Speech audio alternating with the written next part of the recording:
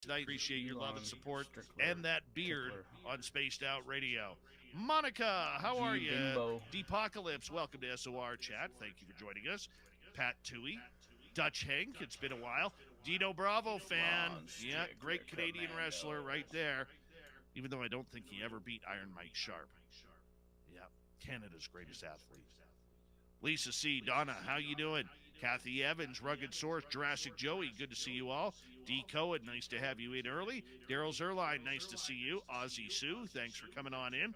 Bryant Brito, welcome to SOR Chat. Thank you for joining us. Kurt M., thank you for coming on in. Hi, Laura Lobbs, Bigfoot Rob. Oob to Joe's Maine. You've got Sasquatch. Yeah, you do. In the forest right there. Forrest Louie, thank you for joining us. Hi, Pam Harris. Peppa H. Brown Dwarf, how you doing, man? Good to see you. Let's continue on with our roll call. There's Pixie Lara. Michael Morris, how you doing, my friend? And let's take a look here. Who else do we got? Bulletium, my man. Nice to see you. And Timothman, good to see you. And Doug Shelby is here. The Doug Shelby has arrived, which means we can officially start this show. Hello, lovely Kira. Your hair looks fantastic, by the way. And let's continue on. There's Bobo. And who else do we have here? Scrolling on down. Paramarv. Nice to see you back. And number 14 in your program, starting at left wing from Stockholm, Sweden, Lars Janssen. There he is. Good morning, Lars. And let's continue on. Dogface Simon in Australia. Good to see you. Jessica, thank you for coming on in. And let's see, man, there was a lot of chatter going on in the room. John Sabe Malan, bonjour. Good to see you. And Marge Maple, welcome.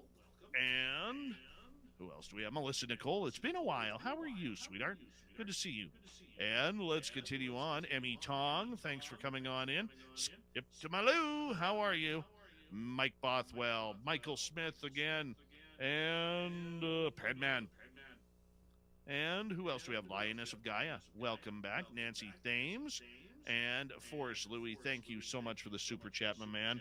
Very much appreciate it. It's a good way to support what we do.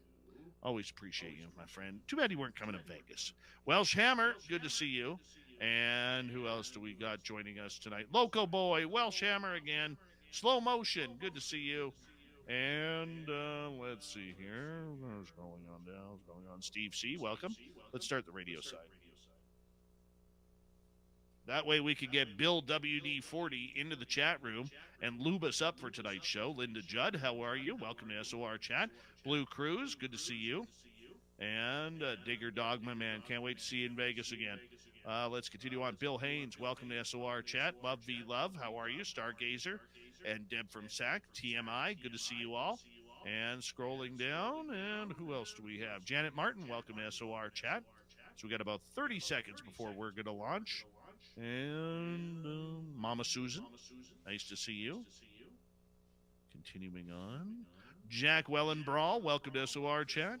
I don't know where Mark Muncie is. Let's see here. 19 seconds. Can we do it? There's Bill WD40. He's lubing us up as we speak. And one hot tamale. Where have you been hiding? Thank you for the super chat, my friend. Very much appreciate the love. Good to see you again. Hope to see you in Vegas. Horns up. Let's rock.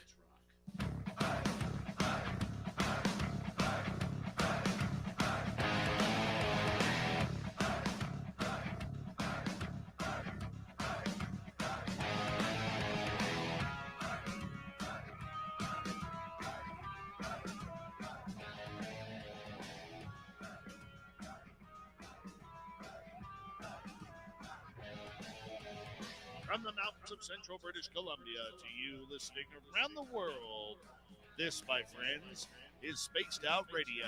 I am your host, Dave Scott, sitting in the captain's chair of SOR headquarters. We welcome you to tonight's show on our terrestrial affiliates around North America, digitally on us. Where are we digitally? On TalkStream Live, Odyssey Radio, and KPNL. All of our archives are free.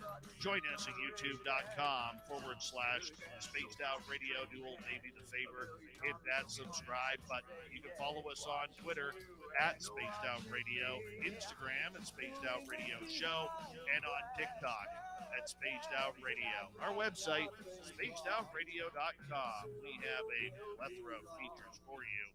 Rock out to Bumblefoot, read the news wire, check out our swag as well. Tonight's show is brought to you by Chive Charities. Help make the world 10% happier by visiting Chive Charities today. You can find them on our website. It's a night of monsters here on Spaced Out Radio. Lon Strickler from phantomsandmonsters.com is here for Strange Days. Then in hour number 3, we're going to head to the swamp. Our resident swamp dweller will take us on another spooky journey. Then Tim Senor will be here with a jam-packed UFO report. Lots going on coming into tonight's show. Now, if you haven't heard him on here before, you're in for a real treat because our good friend Lon Strickler from phantomsandmonsters.com is back for another edition of Strange Days. Lon is a Fortean researcher, author, and publisher of his Phantoms and Monsters blog.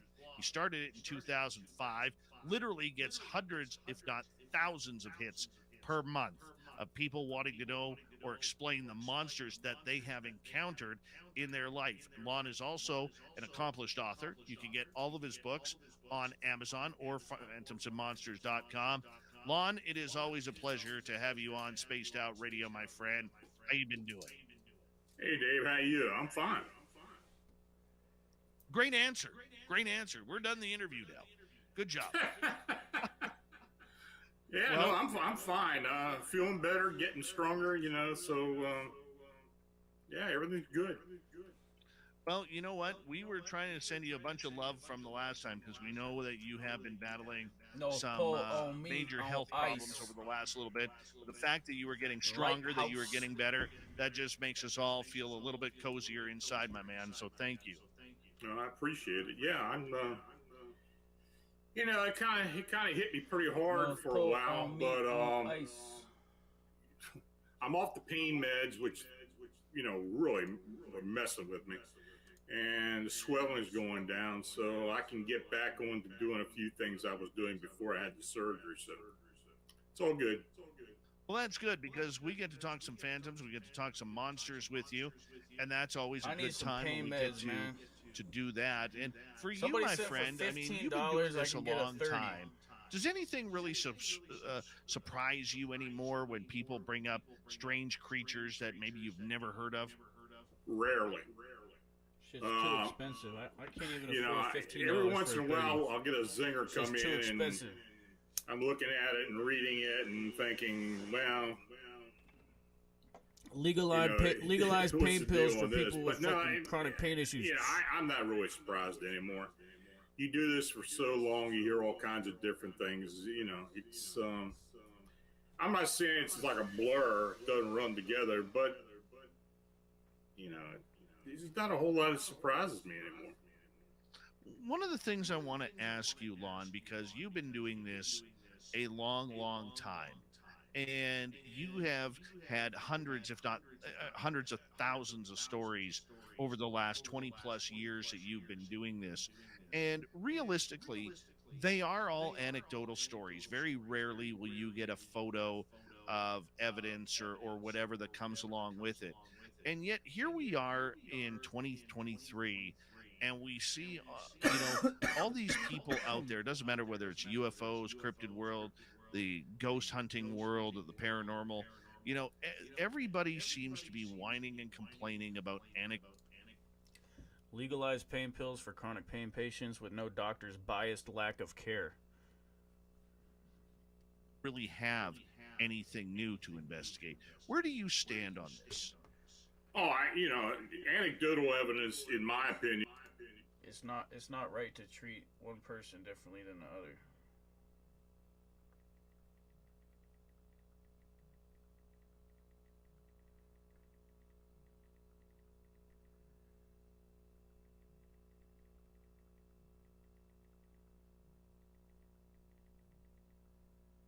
Everyone has a right to pain reduction, pain relief. I don't even want to watch this shit, bro. This guy just doesn't even bring any good information.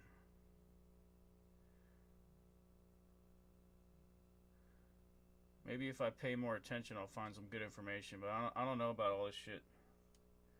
I think he's just a freaking police spy. And they're not, and all these guys are not sharing the best intel that they're gathering from the social media scanning and stuff and sensors and whatnot. They could even be working with police sensors and shit, military shit. Like, if there's no picture, it didn't happen. That's the kind of comments I get. Well, that's fine. You can think that. But there are a lot of people who've had experiences. I didn't get photographs of my experiences, so I understand. You know, you just can't rely on. I did not get video of a lot of my experiences too. Like some of the greatest ones, like I haven't got completely on film. Especially them like powering up right above us, me and my dad, for extended periods. That shit was so cool. That's one cool one that I didn't get on film, man. I wish I got on film when they powered up so bright, so large, way above our heads, dude. I wish I had video of that one, man. It would be badass. Mic check. Mic check. Oh my god, there's... Wait. Oh yeah, there's capture. Okay, good. See if there's application audio capture when I do this. You just can't get photographed, but it does. You know, especially a lot of the younger people who are, you know, they want instant gratification. They want to see that photograph. You know, they want that money shot, and it just doesn't work that way. Yeah, well, it does. It does work that way, and like Yosemite security camera footage of the night crawlers, for example, or the La Junta gray aliens or other strange cryptid activity. And the key is having extensive surveillance network, and we could really use some surveillance assets to increase our awareness of these alien creatures, man, all over the place. We could put shit all over. Anyway, I'm not even gonna bring it. Anyway. I don't know. I guess it depends. Aliens. I'd say shot, maybe man, like Yosemite Nightcrawler video on a security camera. That shit was dope. Just doesn't. That's some secret shit. That's some fucking national park security camera surveillance footage shit. Sometimes I get, sometimes I get a whole lot of good information all at once. But, there are other times where I get stuff, emails or phone calls, and I'm sitting there listening. It's like, but, I try to do the best with what I got. And, I want my readers to appreciate the gravity in which this individual or what they've gone through and what they're reporting. And I try to make it as factual and as close to what they've told me as I possibly can. What makes a story believable to you, especially, Lon, if it's of a creature that you've never heard of before? Well, a lot of it has to do with the actual witness embellishing on it. It's pretty cut and dry when that happens. I mean, they'll tell you one thing, then they try to make you believe it more by embellishing on it. That happens a lot, and I draw the line on that. That's just something we got to look out for. I know some people who would take a report and just literally just put it up there as is, without following up on it or talking to the witness. But I'm at the point now. I think I'm lucky enough to where I can be a little more discerning and try to keep up the report load to the best of my abilities. It's not easy all the time. I spend 6 to 8 hours a day working on the blog and listening to people's accounts and reading accounts, and it does take some time. But there's also a lot of work as far as how you write it up, so people can understand what actually happened. FORT. Oh, for sure. There we go. What's the weirdest creature that someone has brought to you recently? Maybe when I say recently, maybe the last couple of years. The weirdest creature. I don't know. You know, there's just so many weird things out there. I would say something that may be a cross between one thing and another.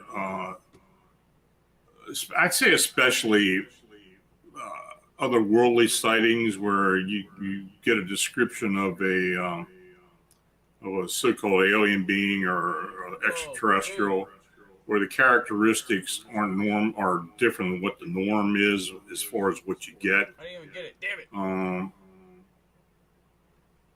But I think that's probably the weirdest. And I actually wrote a book about it. It's just so many different things people report to you, and that's that aspect of the paranormal. But some of the alien descriptions are pretty weird. Some of the characteristics, some of the activity with things, some of the things they do is pretty strange for the most part. But no, I'd say it would be those beings or those entities that kind of have different from Earth. Characteristics, from different other beings or well-known beings. How many different alien species have you heard of? I don't know. I couldn't keep count of them, really. There are hundreds. As far as putting a moniker or a name on it, well, that's pretty difficult. And I know there are people who have written books, and they like to give certain beings a name, even to the point where they try to explain where they come from. That's not what I do. I take what I get. I don't try to decide where this thing came from or what, for the most part, what their motive was, unless the experiencer actually explains that to me. But there's got to be hundreds, if not thousands, of them. But I'd say mostly you got some type of even when you're just talking about grays. I mean, you get so many variations that are reported to you. It's just never the same thing. Oh, I hear you there, man. I hear you there. And some of these so-called people, and I don't want to bash too much because I am an experiencer myself of the phenomenon.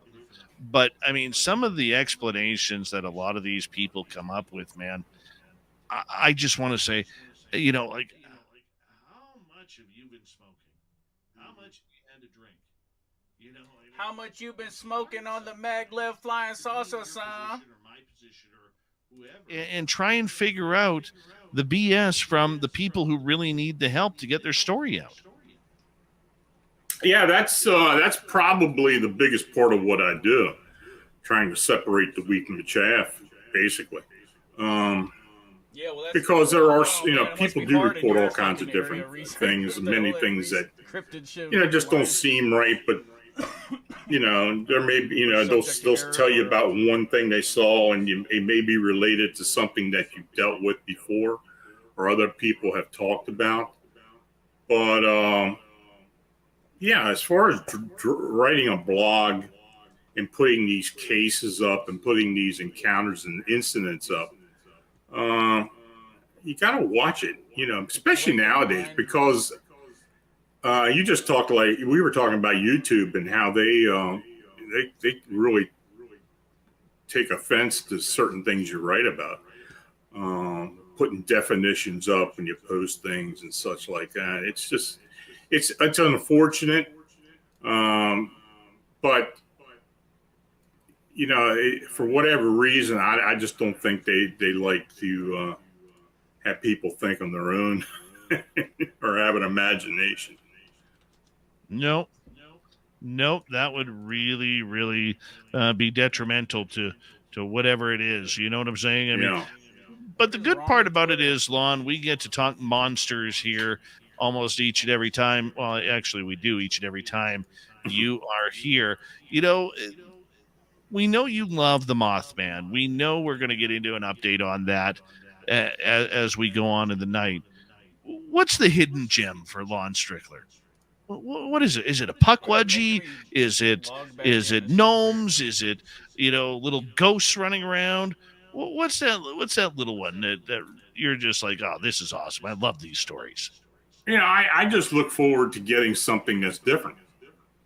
Little ghosts running around. You can report on Bigfoot and Dogman and winged humanoids and flying cryptids all the time.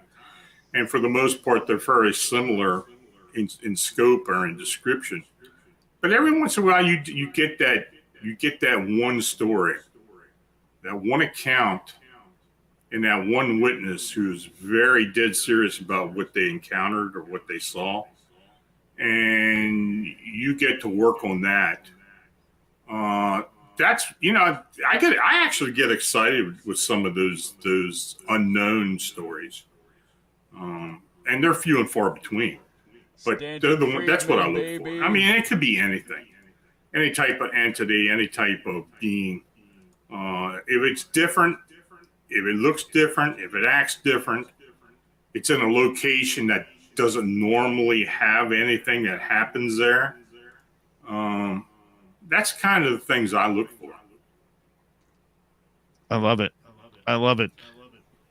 But you don't have any puck wedgies or anything stuck in your pocket?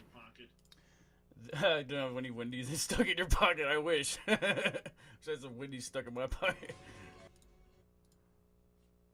What was I gonna do? I'm gonna show something. Oh yeah, there are two types of UFOs: the ones we build and the ones they build. Ben Rich, former director of Skunkworks, Lockheed Martin Skunkworks.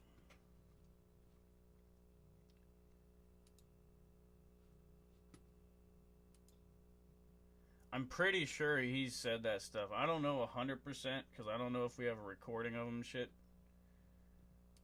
But I take it as fact.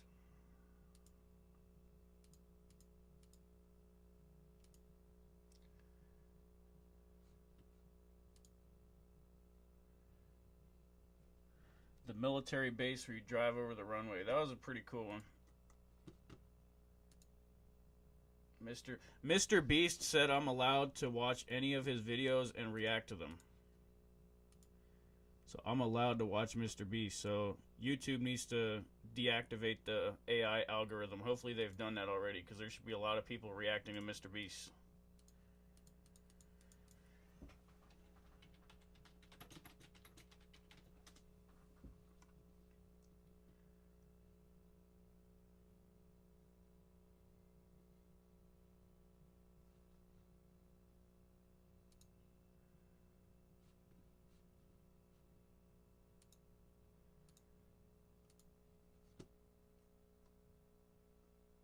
I thought there was something else I was going to show, but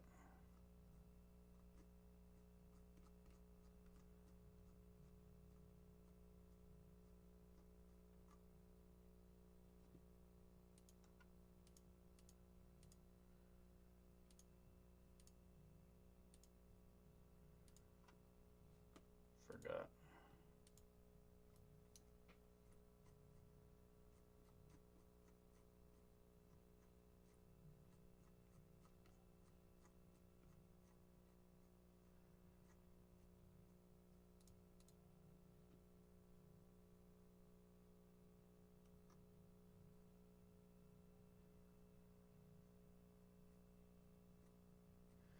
I think Elon Musk is really interested in the flying saucers and stuff.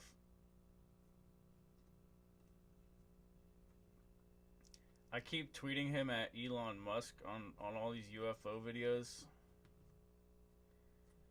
Or whatever. Or I should tweet him at Elon Musk too. On top of the hashtag Elon Musk. So he gets all these videos. I don't know if he's seen everything. I could be a good advisor to Elon Musk and everyone, the whole world. I share some of the best stuff ever, dude. Some of the best intel ever, dude. Fucking motherships refueling on the sun, jumping off with fucking huge amounts of electromagnetic force and discharge, magnetic connection force, reconnection, disconnection. It's just crazy. Huge, powerful fields, like fucking motherships larger than Earth, Saturn's rings and shit. Giant shit, man. For unsolved mysteries about the Chicago Mothman. So we're looking forward to that.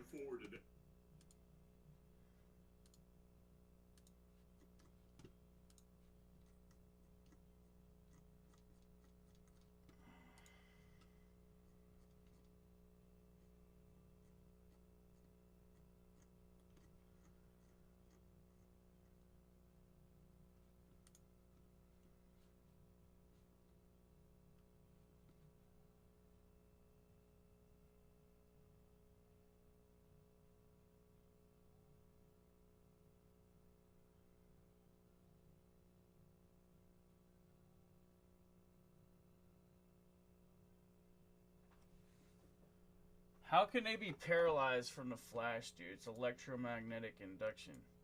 Electromagnetic induction, electronarcosis from afar.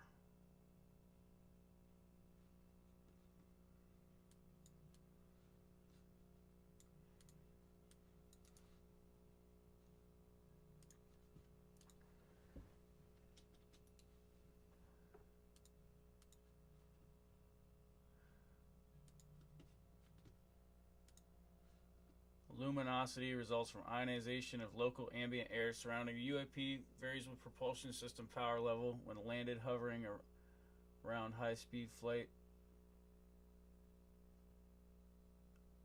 Landing, hovering, and high-speed flight. I should look. I bet it's and high-speed flight, not around. What the?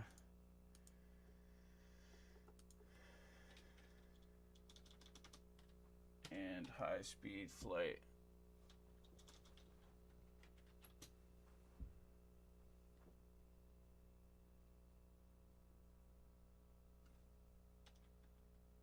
These five UFO traits. These 5 UFO traits captured on video by Navy fighters defy explanation and are called the 5 observables by the Advanced Aerospace Threat Identification Program, ATIP.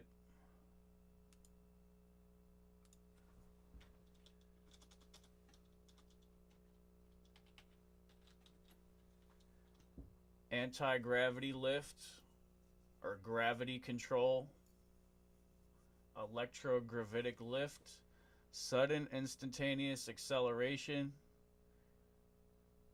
hypersonic velocities with no signature, low observability / cloaking, transmedium travel, all domains.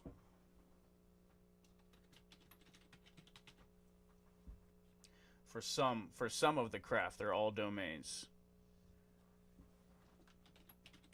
For some craft / drones, electromagnetic induction, electronarcosis. Some of these beam weapons, they're like lasers and flashes of light, and they're producing electromagnetic induction, electronarcosis from afar, potentially damaging DNA, and potentially putting radiation into people. I don't know what kind of weapon they're using, if they're using some X-ray or gamma ray shit or some weird electromagnetic induction. What electromagnetic frequency is used for electronarcosis?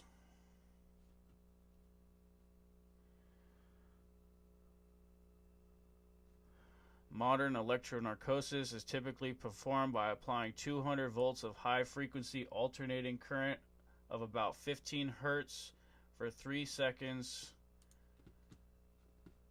to the animal's brain.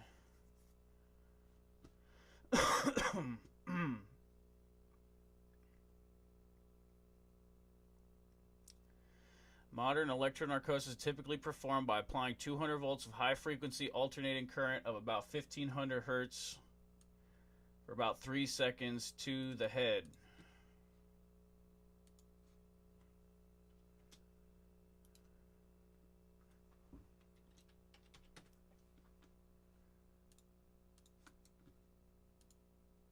Oh, see another UFO flying.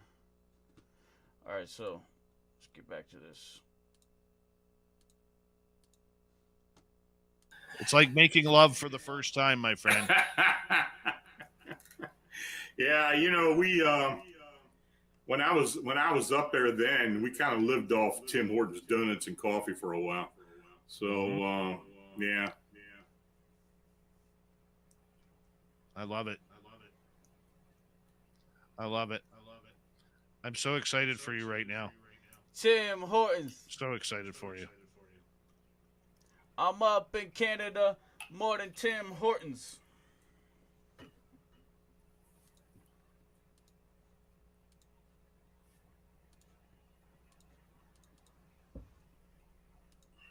Now I'm up in Canada more than Tim Hortons.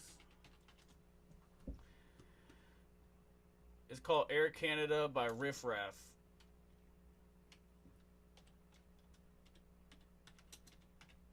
I like the beat.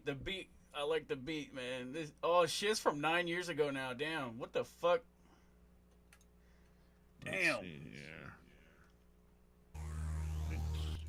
Damn, son. How fucking long was 9 years ago, bro? We got about just over 90 seconds. It was like 2014. Okay. That's when I graduated high school. Noble man. Patrick, how you doing, buddy? Good to see you.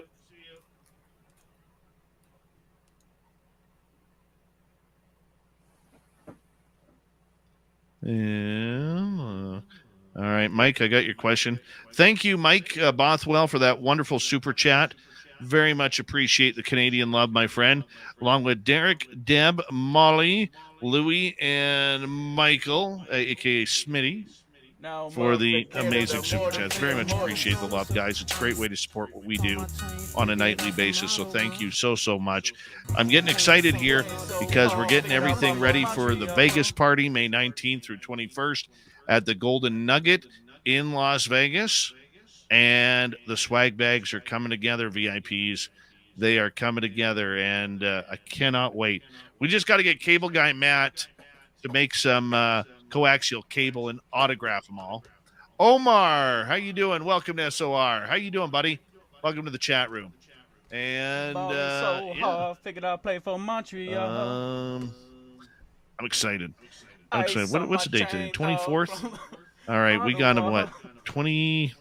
I'm leaving on the 18th, so minus 6. 24 days, everyone. 24 days. I'll have to try to get out there sometime when you do this. Next year, my man. We'll do it next year again. Okay. Don't know when. It's been forever since I've been out there, so well, you I'd like to deserve go back out. You deserve it. Here we go, Lon. Okay.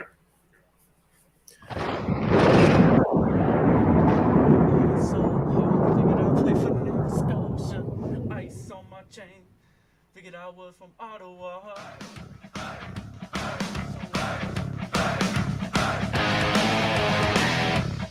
Second half hour of Spaced Out Radio is now underway. Thank you so much for joining us. My name is Dave Scott. Very much appreciate earning your listening ears. I want to remind you that if you've missed a portion of this show or others, check out our free archives by going to youtube.com/Spaced Out Radio. Do old Davey the favor, hit that subscribe button. Our website, spacedoutradio.com. We have a plethora of features for you. Rock out to Bumblefoot, read the news wire, check out our swag as well. Follow us on Twitter at Spaced Out Radio, Instagram at Spaced Out Radio Show, and on TikTok at Spaced Out Radio. Let us continue on with phantomsandmonsters.com. The president, the elite CEO of that monster website, Lon Strickler, is here with us for Strange Days. And Lon, thank you for always coming on this show. We appreciate it. You can find any of Lon's books on his website, phantomsandmonsters.com, or on Amazon. Appreciate you being here, Lon. Always good to be with you, Dave. All right. We need to take a deep look into this Mothman because these Chicago Mothman stories just are not going away. They keep happening.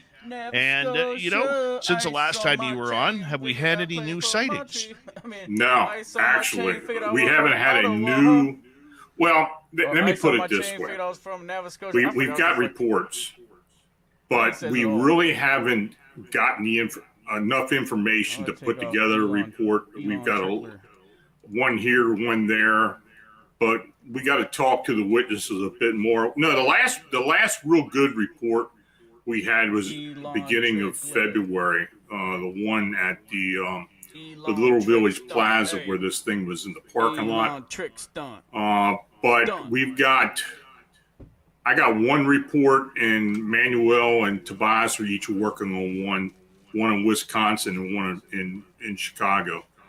So so we're busy working on it. And as soon as we get enough information to make a report, or we'll get it up there. But sometimes it's like pulling teeth with folks. I mean, they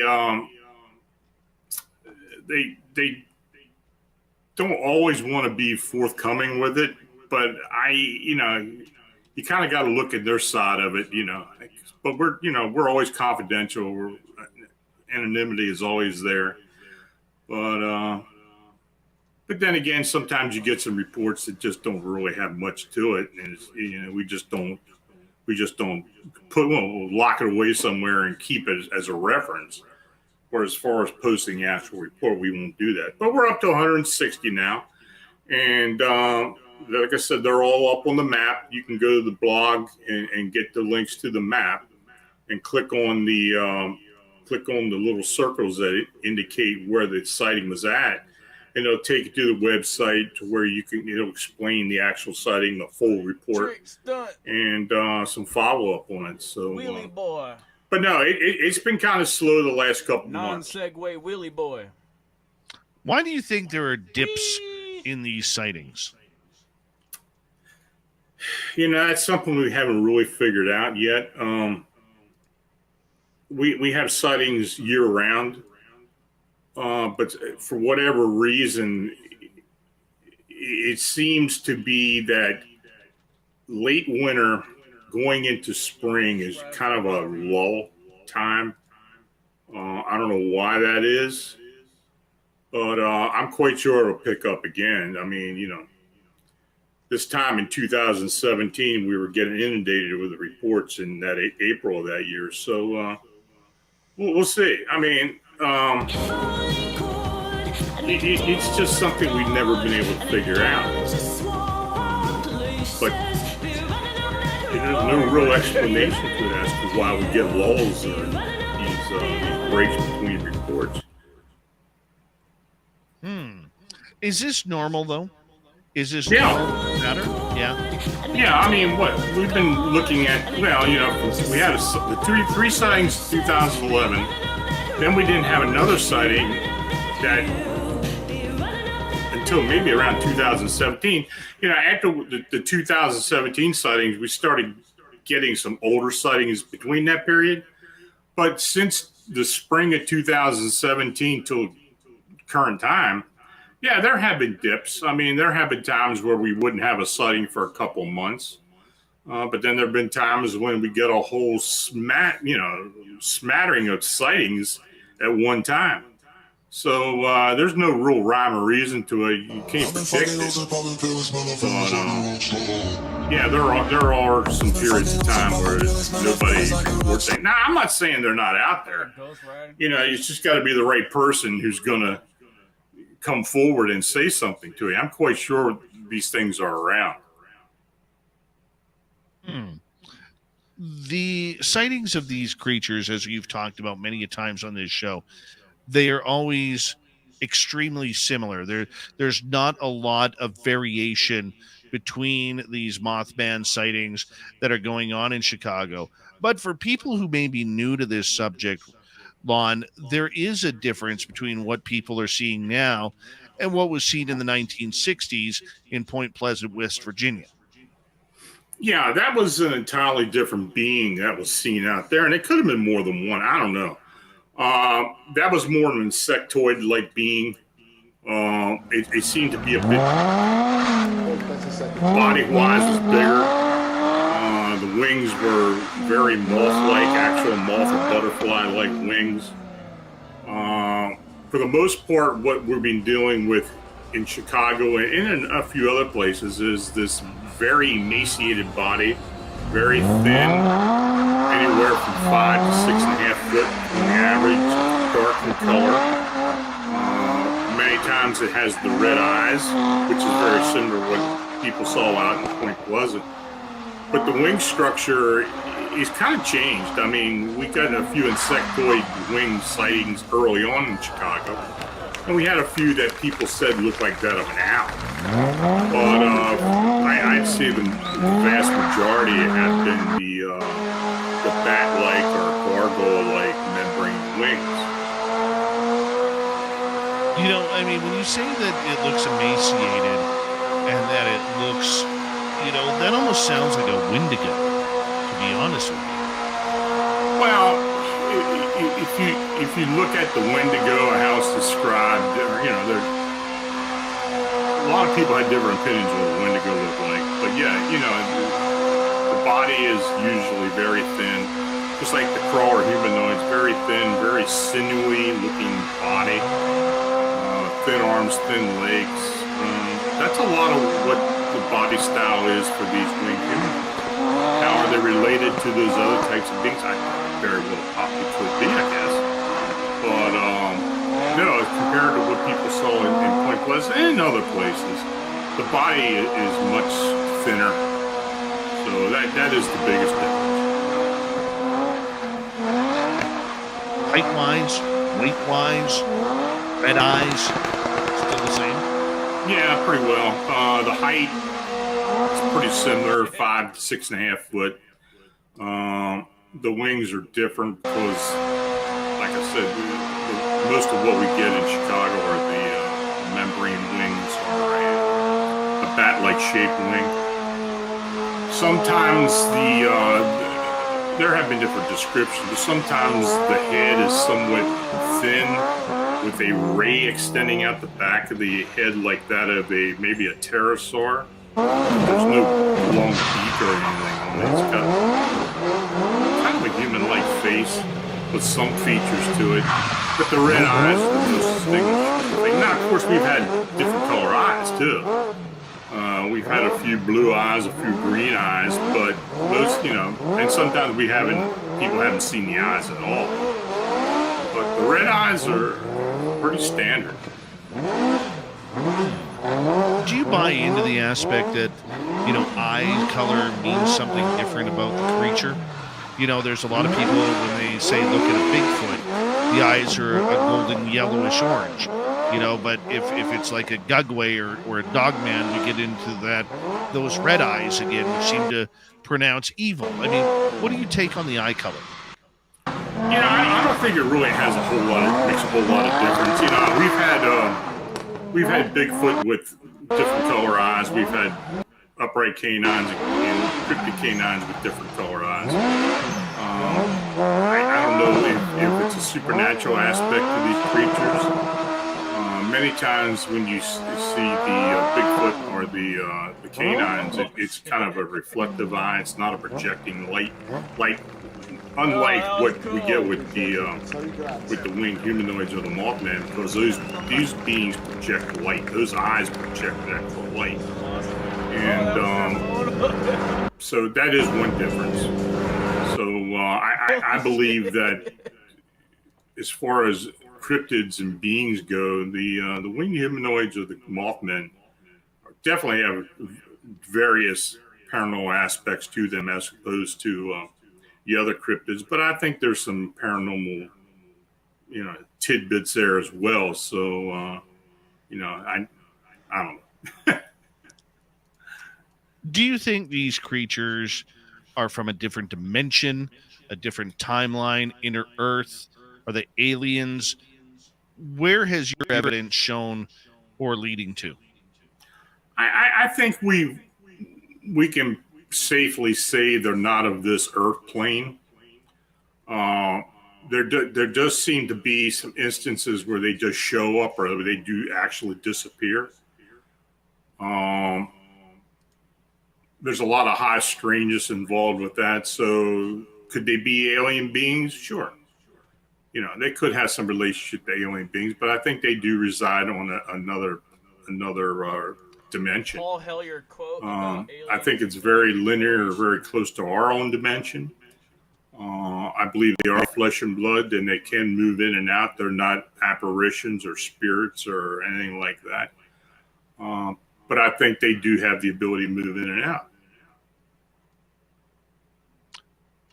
Do you believe other cryptids have that exact same quality, or do you think it's just them? Maybe not exactly, but I think they have that ability. I think Bigfoot definitely has that ability.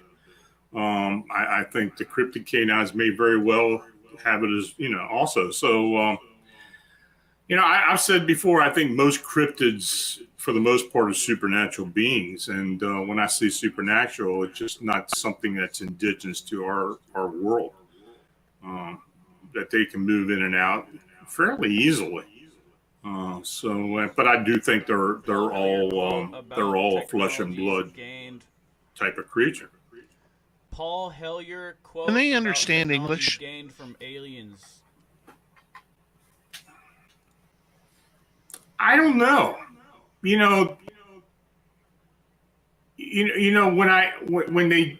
I think when people talk about these beings communicating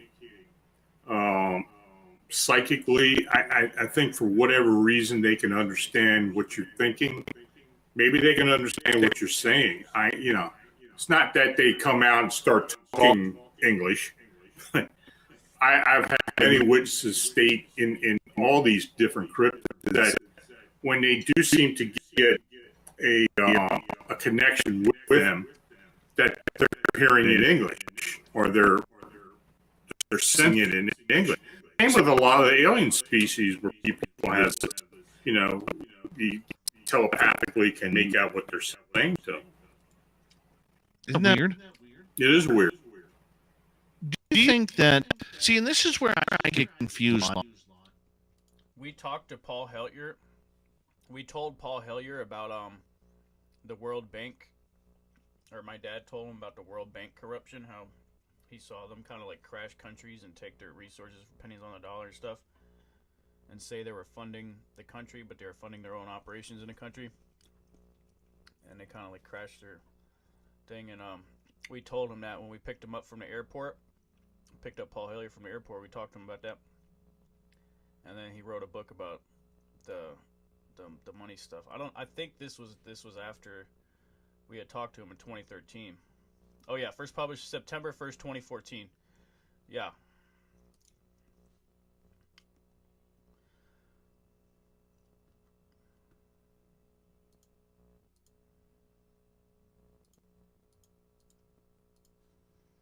Yeah, no, I totally get that, man.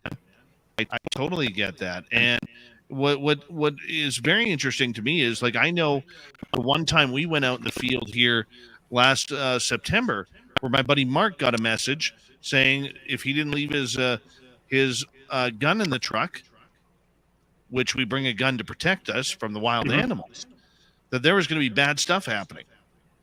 And he listened to that voice and kept the rifle in the truck. I mean, there's so many stories of people who get these telepathic messages to get on out of here. We hear them along with Dogman type stories, you know, and I'm trying to figure out how the hell can a bipedal canine speak English? Yeah, we hear that about a lot of the cryptid canines encounters where they'll come upon something like this being and not know what it is, but it seems like this thing can communicate and warn them somehow to either back off, or if they're armed, to lower the weapon and to just back away and move away. And some fucking pain medicine.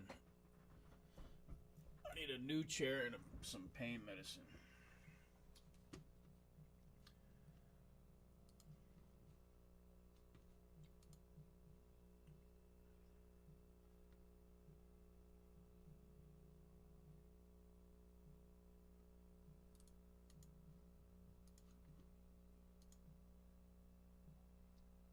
And she said, yeah, you should submit. I think your work would really do well. And I never.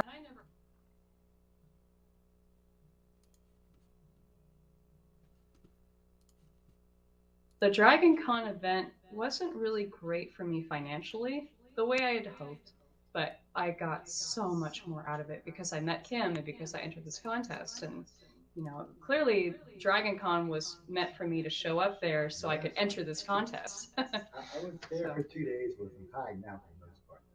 Oh, yeah. I interviewed John under Turley's hand. And then I actually interviewed Emily in Salt Lake City because I went to FanX, and unfortunately his butt was in the whole entire interview. So we had lots of comments on that. I mean, pay anything to attention to what she was saying, but all the comments we got was kind of funny. So you brought up AI, and I know this has been going around a lot. I've actually talked with Jeff Reiner. He brought me through the ins and outs.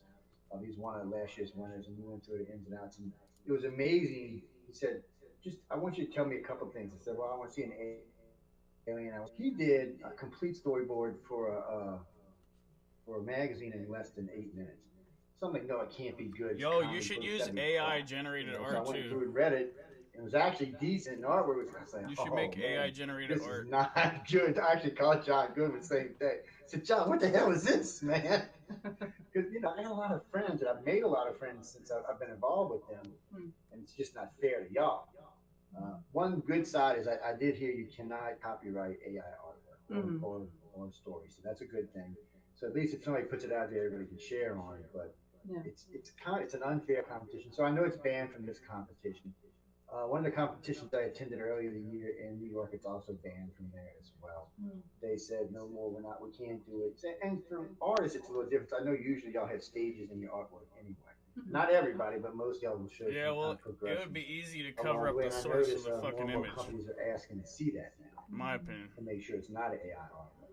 Because they want something they can control, so they need a copyright for it. So if it's not, so on that note, so you know all this is going on, so you know you got to compete against this. Where do you think you're going to go first? Where do you think you really want to try to put your artwork first? I love you, Joe.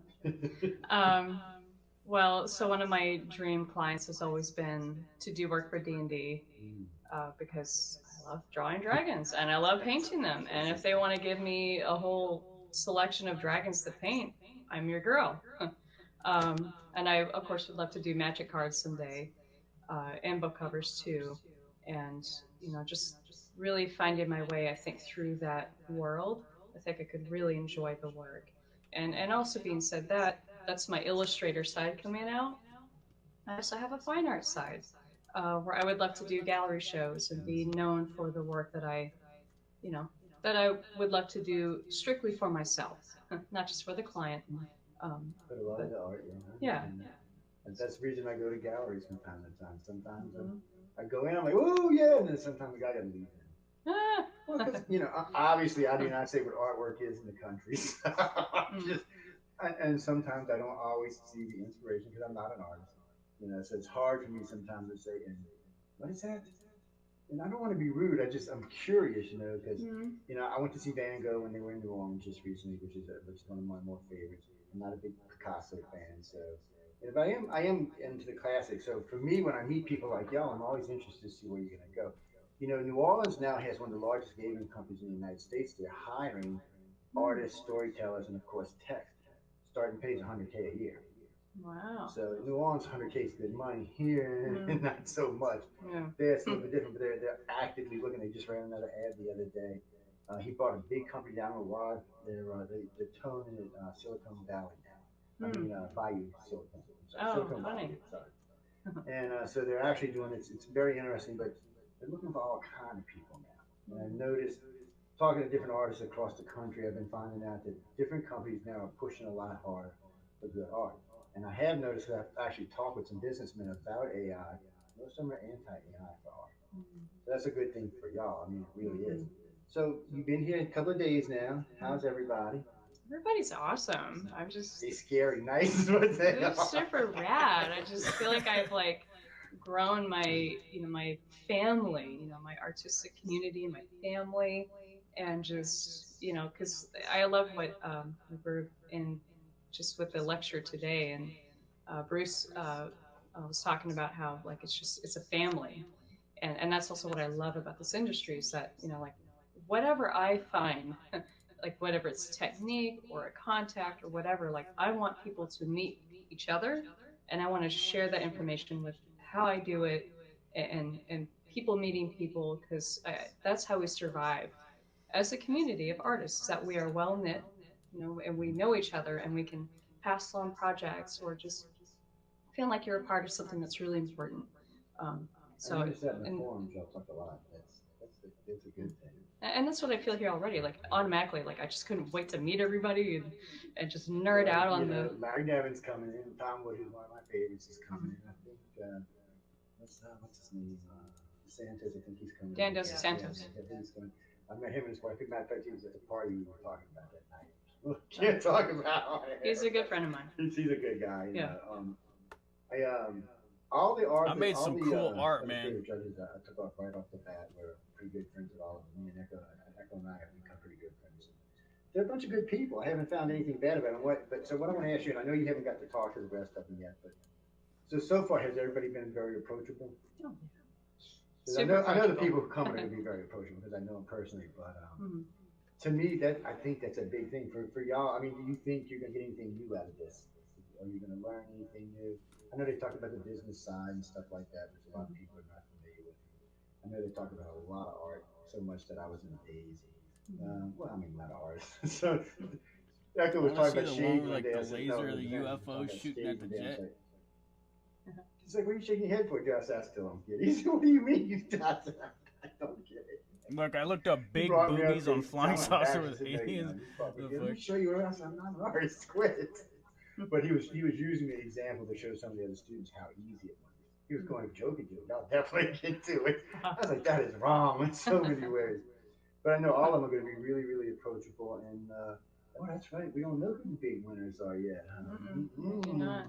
Keep y'all's fingers crossed. We don't know who the big ones are. So you have. That's right. And then we got the gala event coming up. Looking forward to it. Everybody's gonna be decked out and it's gonna be pressed everywhere. Where's the booze? Yes, and, the 3 years I've been there, there's been a lot of press, a lot of good press, really friendly people. I should try to generate some space plane art. Know I actually filmed the press when I was there. It makes them crazy.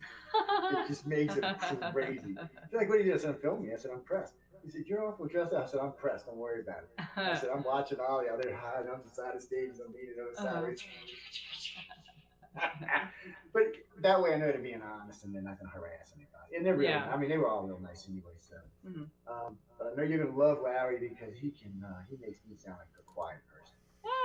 He can really turn it on. Tom's excellent. He's a very laid back, very nice guy, and And what I like about all these judges, and I'm sure you're going to find out more about this, is all of them are very approachable. It's wonderful. That's what they're here for. They like y'all. They want to talk to you. And I will tell you a secret about some of them. If you're really, really, really talented, they will probably help you find work. That's really nice. So that's a good thing. But anything else you want to add in there? Just for anyone who ever wants to think about entering the contest, just do it. Just enter, because you never know where it's going to take you. You never know. And as I've said 100 million times, you can't get here if you don't submit. You can't win. Damn, that looks cool, dude. It's like riding on a magnetic blue waves. Tell them your website is. Thank you, sister. Dragon sister. Hello, sister. Sarah's sister. No, that's a very good point. Thank you. Just space seller. Oh, that's okay. You can. Face, You can check out my artwork on my website, aprilsolomonart.com. I try to make it super simple and easy, and I also have a Patreon, aprilsolomonart.com/patreon.com, and you can find me on Instagram, aprilsolomonart.com. I try and keep the same name through all the platforms. That's the best way to do it. My emails are this long. I'm making it short as possible. Just joe@gmail.com. I got one. The iCard's one of the most. Jing Babo. Wait, why is my fucking right out of my head. input for my freaking yeah, what was it? Well, I camera guess we're gonna wrap it up because I did have one more question, but apparently I got to think about something else.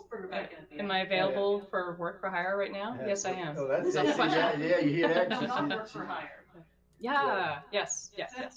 Right. Pay her a lot of money, people. She's a good artist, so y'all need to get out there and enjoy it and learn about stuff. it's not above really it. That's true. When why. you get a chance, make sure you get hold of all the other judges because they like it. Tom talking and set off too. Be on the right layer. Awesome. If you catch them at the bar after they've had a drink or two, I should have said that would get in trouble. I'll find them. They're a lot more friendly. They're a lot more talkative, I should say. And so they're really, all of them are really good guys. I mean, I came here on a whole different disguise, and I've been really impressed with all of them. So, any favorites? I know I'm putting you on the spot Oh here. yeah, got lots of favorites. I mean, Larry Elmore, of course. I'm going to give that man a hug. The hug that I've been waiting to give him. Don't break him now. I will try really hard. It'll feel like I'm meeting an old family member. I've known his work for so long. It's been such an inspiration for me. You know, and I really wish Bob Eagleton was going to be here. I was really heartbroken when I saw he was going to be on Zoom. If Bob is listening to this, Bob, I wish you were here. But, you know, I'm glad that you'll at least visit the Zoom chat. Yeah, Larry is a top tier for me. And it'll be great to see Dan again as well. And that's what I was going to ask you. Any plans on attending anything this year, going anywhere? Yes, I will be at a LexCon for my first time. And I will also be at Monsterpalooza for my first time. You got to explain to the 9 people. I did robots made it on a space station. So Monsterpalooza is a monster-centered convention. It's like Comic-Con, but for monsters. Where's it? Yes, it's in Pasadena. It's in a weird spot during the year. It's from June 2nd to the 4th. It's not during October. I don't know why. And then LXCon is going to be in October, and that's going to be in Pennsylvania. And I do have a solo show coming up. Well, let me look up like in robots Los having Angeles sex. at So the I Hive didn't say mating. in October but from it the ended up 1st to working. the 31st. So I got some good shows lined up for me. Stuff like that. If you ever need help, call us. We can do a lot of that stuff. We can show you how to send. I don't know why I won't let you do NSFW stuff. Pennsylvania, by the way, I have 6 hosts in Pennsylvania.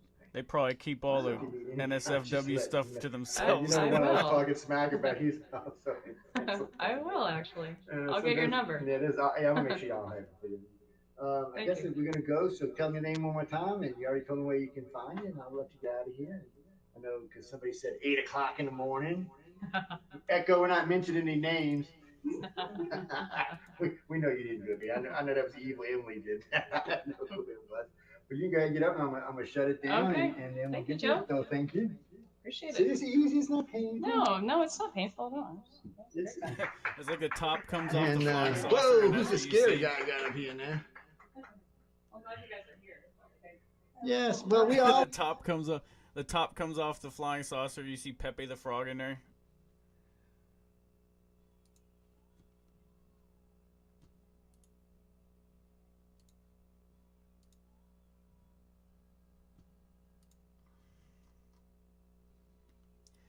That would be a good Pepe the Frog patch to put for a space mission. Space mission to Mars. Like the mission patch for the first Mars base. That'd be hilarious, dude.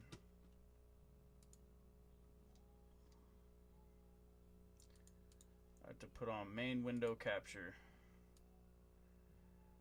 If I put this up near the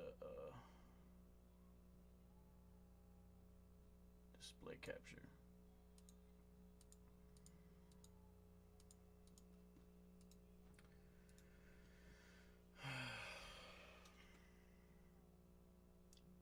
Oh, my neck.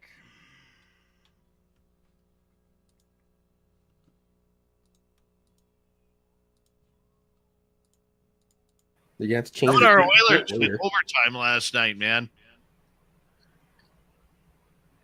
Yeah, Just I'm seeing a lot of Oilers fans on Facebook. Yeah. I love my Oilers. Thank you, Omar, Nancy, Louis times 2, Mike, Michael, Molly, Deb, and Derek for the super chats. Here we go.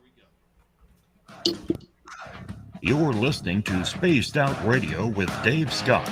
Follow Dave on Twitter at Spaced Out Radio and on Facebook, Spaced Out Radio Show. Hour number 2 of Spaced Out Radio is now underway. My name is Dave Scott.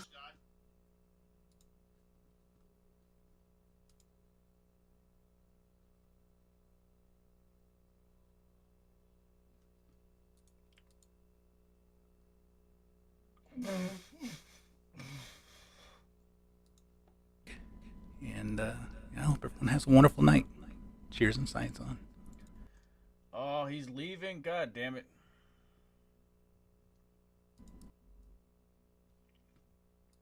Have to look at that tomorrow.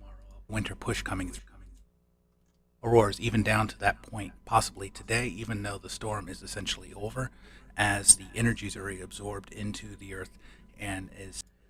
United States Army veteran who worked in the NSA, and now use my analytical expertise to study science, focus on things I can scientifically prove with data. All questions are welcome. Settling in the atmosphere. So, just one of those things. Very beautiful, very exciting, and knowledge is the most important part. Cause I wonder if he's monitoring the fucking sun for those Death Stars, dude. And for UFOs. I wonder if this guy has access to some really good cameras other than this stuff. there's nothing to be afraid of. It's just, once you understand it, it's like, oh, all right, not too big of a deal. And it all is well. Questions here from our audience. Let's go to Janet right off the bat. How often reported is something only visible in a photograph? Occurs. On a seismic thing, I do have one thing to bring up. I don't think I've ever had stations start to continue to update after that. As far as a witness, because a witness would have to looking see at it. Yellowstone, I guess. I don't know. We're starting to see the swarm begin That's again. kind of an interesting question. I guess it does happen. People kind of take random photographs and something will show up that they didn't see. In that instance, I think it's it does happen, but very, very. Anyhow, rarely. so we do have. Can you recall any? Yeah. There's one photograph that I remember seeing of it was at Salt Fork State Park, of a Bigfoot, apparently a Bigfoot kind of half in and half out. I mean, in other words, half of it was invisible and the rest of it was seen. But none of the people who were there, it was two people, and they were just taking random photographs of, the woods and such, but this thing showed up pretty close, but they didn't see it. That's the one that sticks in my mind more than any of them. Almost like it cloaked somehow. A lot of times people will take photographs of, something in a tree or something and something will show up, but they just don't realize what's up there. They didn't, they'll take the photograph, but never really discern that's what it was until they look at the photograph and there's something that they don't really know what it was. But, yeah. Oh, that happens. This is cool. I want more fucking. Before we get to any more questions of the audience, I think you brought up a very interesting topic of cloaking. Mm-hmm. Are these creatures much like deer or cougars or any any type of wild animal where they can cloak themselves due to nature and their coloring? Or do you think they have special type of cloaking abilities? There are instances where natural animals can seem like they're cloaking or camouflaging to a degree that they just can't be seen unless they move or get into a certain light. I've had people tell me that they've seen literally a Bigfoot would almost seem like it manifests, but it was because of the light. They'd be in the woods and there'd be a small stream of light coming through the canopy, and this Bigfoot would get into the light, and I don't know if it's because of the hair or just the body itself, but it seems to absorb the light, and the being is not seen until it moves and it gets out of light, then it's seen. I have heard of those. As far as actual indigenous animals being able to do that, I think they probably can. I don't know if they do it. I should invent a glove you put on and then consciously, and it like catches the sample. But I think that they can do that. I don't know. You can still catch them, but do you believe then that they have some sort of like military cloaking power that we see on many types of aircraft these days that can't be picked up, almost like their own stealth? Oh, I think some cryptids can cloak themselves. Cams. We talk about this glimmer man phenomena where it seems like, from the Predator films where it's kind of that glassine look to it. There's an outline, but there's no real, it's just form and nothing distinguishable other than the form. And I've had a lot of people have seen that phenomena. Sometimes they do say the form will look like a humanoid or a human, but there have been others who have said, they swore it was a Bigfoot that would actually be cloaking itself because the form was so big, like that of a Bigfoot. That whole Glimmerman phenomena is fascinating, and it's something that has really been coming into the paranormal in the past 15 years or so. That's why I always say that, a lot of these people who write screenplays or even do the production, maybe they had some type of encounter with something like that they put it in a film. Maybe they had some type of encounter like that. Who knows? Wow. Okay, let's get to another question from our audience here. Let's go to Mike. All right. If the weird sighting out of the weird sightings, why has there only been one or two frogman sightings? There have been many of them. It seems to be in one specific area. People talked about the Loveland frogman out off the Little Miami River in Ohio. And I've had several people tell me they saw something like that. I mean, there have been several sightings of these supposed frogmen. I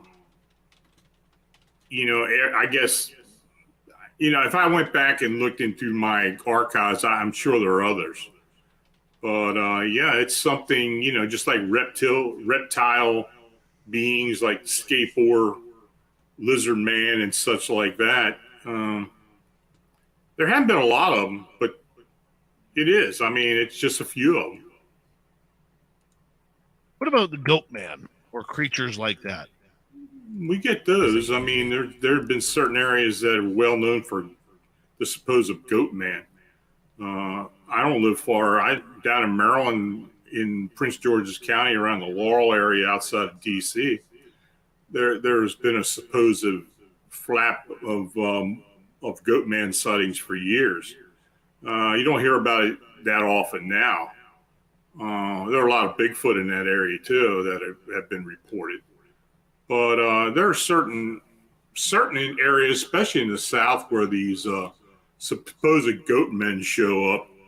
I think it's a lot of urban legend for the most part. But the one down in the Maryland Goat Man phenomenon, if anybody's interested and they don't know about the Maryland Goat Man, they ought to look it up on Google, because there were a lot of sightings back in the 70s and 80s. Very true. Very true. I don't know if I'd want to see one of them goat men. They just, I don't know, man. I mean, correct me if I'm wrong, but those things just seem right out of the pits of hell. Yeah. There was a theory that these goat men were engineered cryptids or something that was engineered or made by the government. There's an area down outside of Laurel called Tucson Research Labs. The area's still there. I don't know if the labs are still open, but people had reported seeing these supposed goat men there. But it's been in other areas too, so maybe they escaped and got. But no, that's probably the most well known. There are other urban legends involved with the goat man, like at train trestles and places where People aren't really supposed to be at, and if you go there, the goat man will get you, that type of thing. But as far as something being seen consistently by different people in different locations, I think the Maryland goat man is probably the biggest one. All right, let's go over to another question from Peter. Why do Mothman foretell disasters, or is that just in the movies? Yeah, I don't buy into that whole harbinger of doom theory. That all started back in Point Pleasant with back in 66 and 67.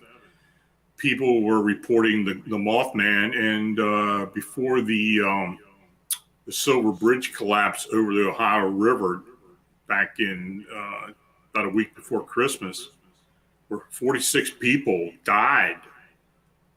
After the fact, people said that they saw the Mothman above the bridge now. So some of them interpreted it as being a warning that, something was going to happen. There have been other instances where people report after the fact that they saw something.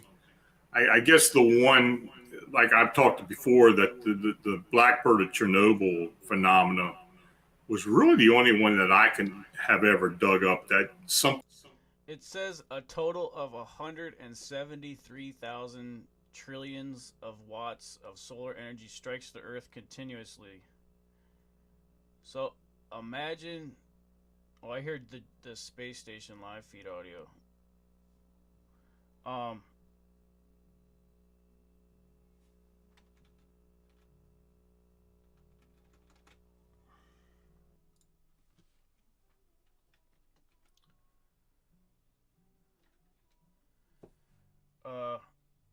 So that's only what's hitting the Earth.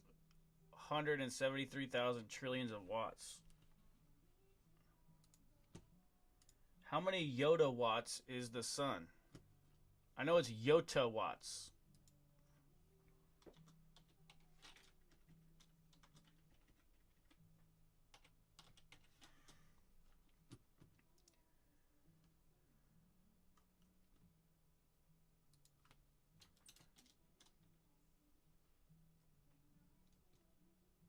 Total energy of the sun.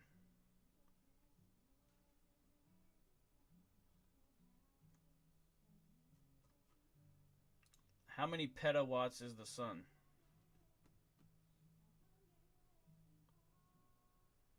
I forgot what they call it.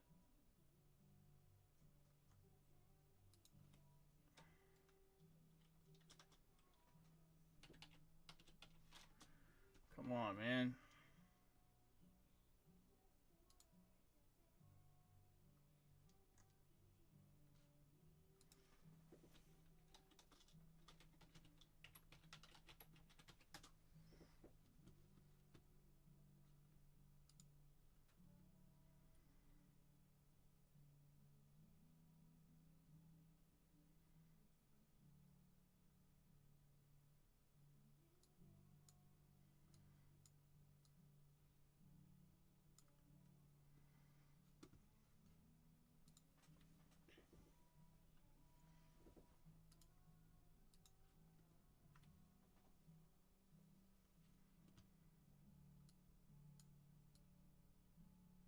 Dude, the fucking aliens are fucking contacting me, dude. I need to get the Men in Black in here.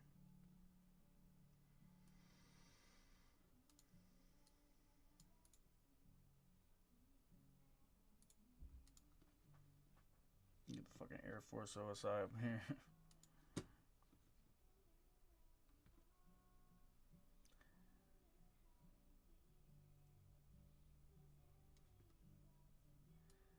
$384 Yoda watts. That's the sun.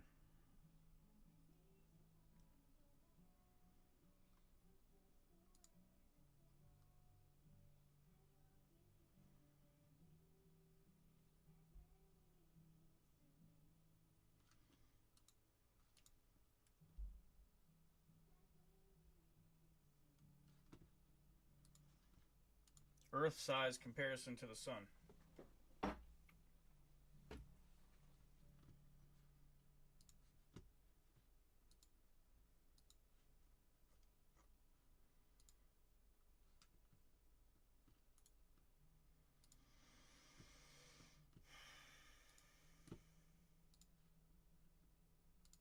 Death Star UFO seen refueling on sun.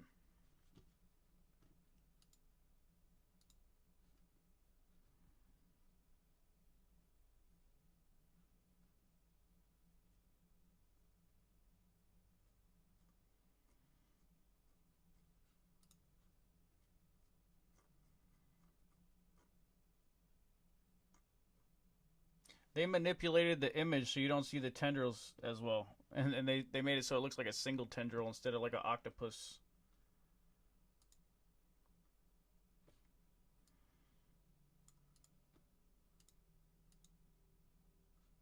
Look, see, they changed it.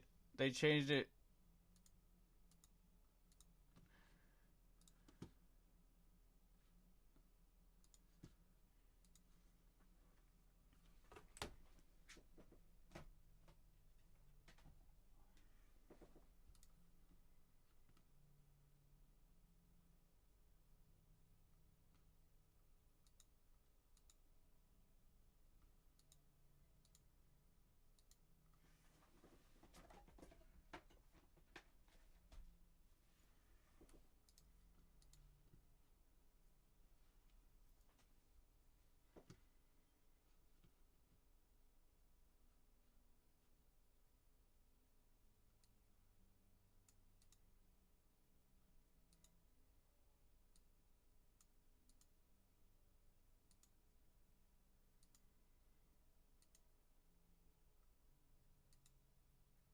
Dude, it's like bigger than Earth, dude.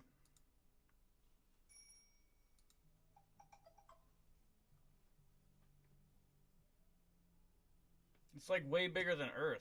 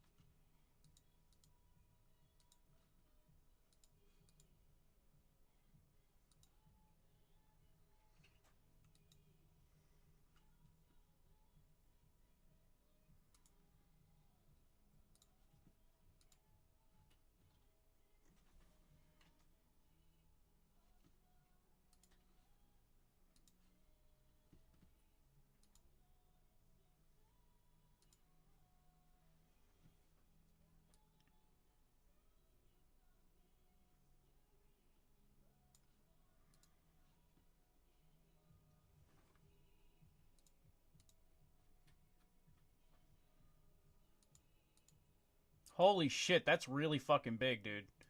That is fucking huge. Dude, that's some real motherships, man. If they had inertial canceling and stuff, that could be manned, dude, but I don't know if that's manned. I don't know what that is. I don't know if that's a living being or what. That thing's amazing, dude. What if that's like God? He's like refueling on the sun. It's just God refueling on the sun.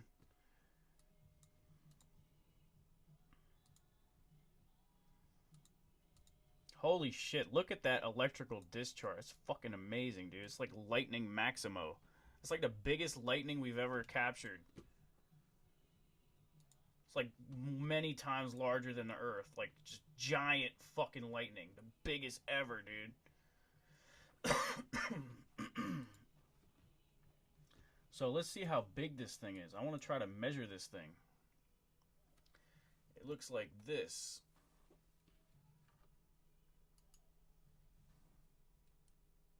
So it's like double the size of Earth, if not a little bit bigger. Like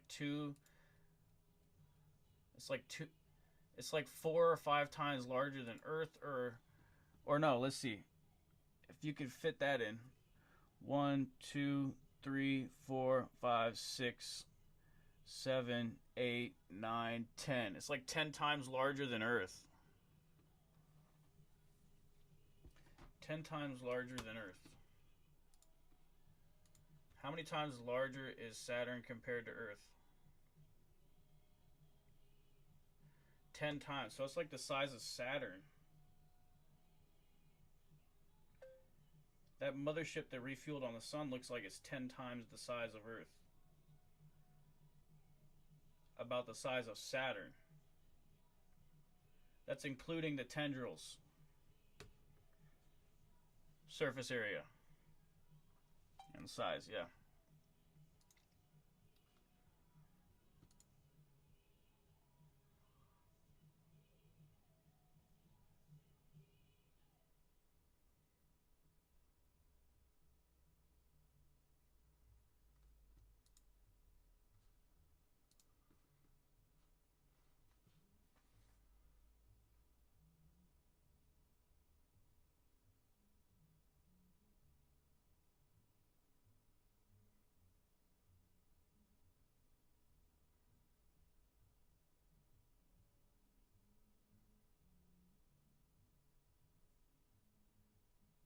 He's like overlaying images. What are you doing? Why are you doing additive blending on it?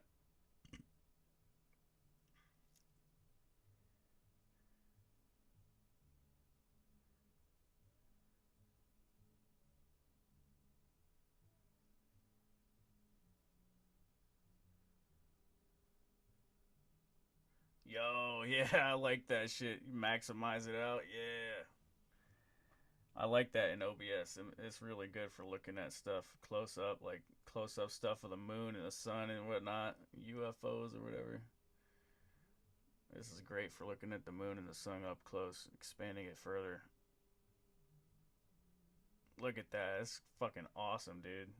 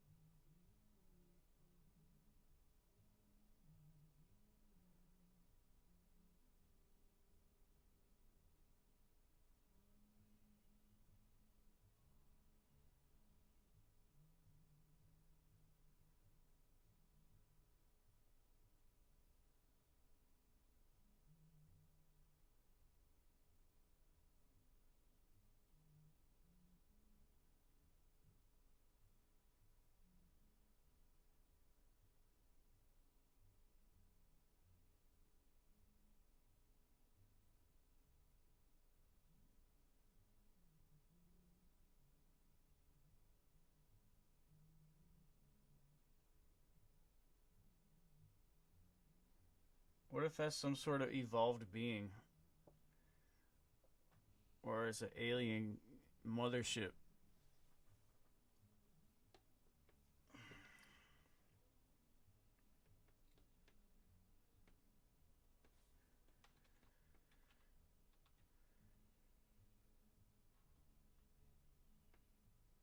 Oh wow, my stream looks cool with those views from NASA. That's beautiful. Look at that. And these beautiful streams from the sun. It's so cool.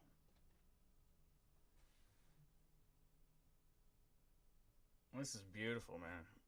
I like this.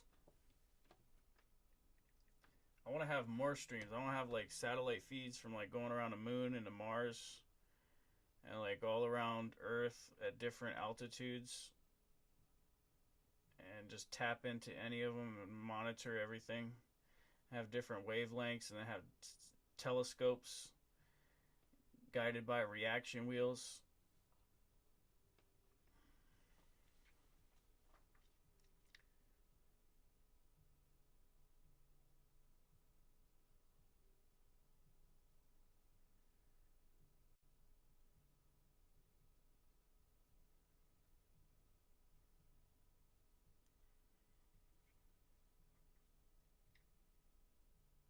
Telescopes guided by reaction wheels.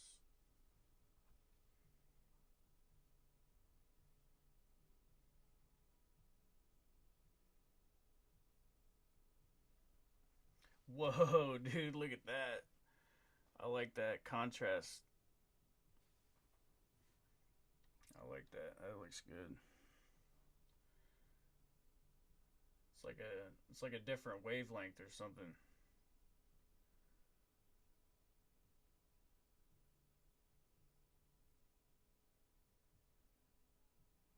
Or different something. This looks like the old Soho stuff. This looks great. I miss the Soho imaging stuff.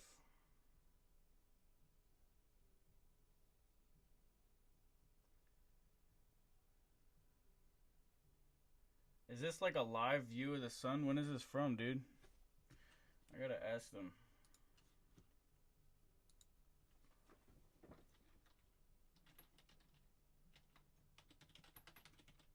Is this live?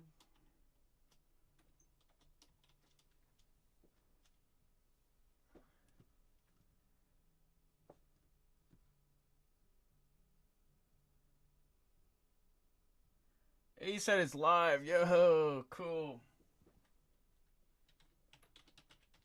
Cool.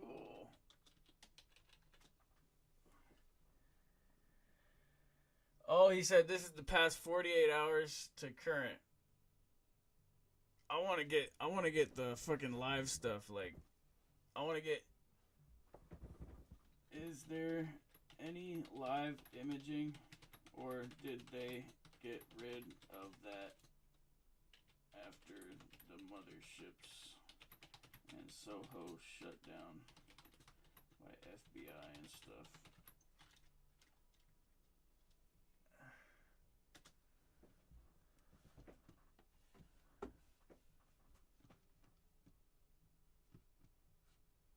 Is there any more live imaging? I thought we used to be able to do live imaging of the sun, like with the NASA people or something.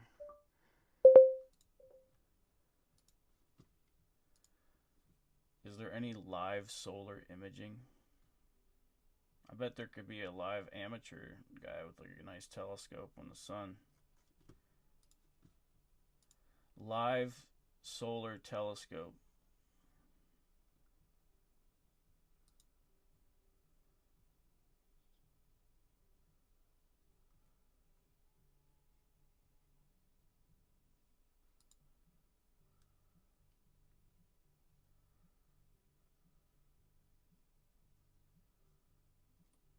Oh, cool. This is cool. I like this. I'm going to save this under solar imaging.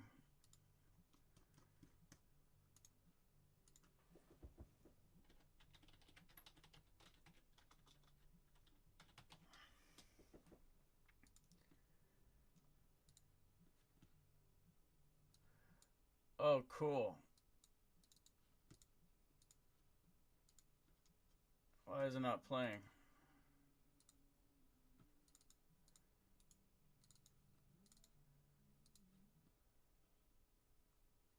No? Daily movies? Maybe this is it.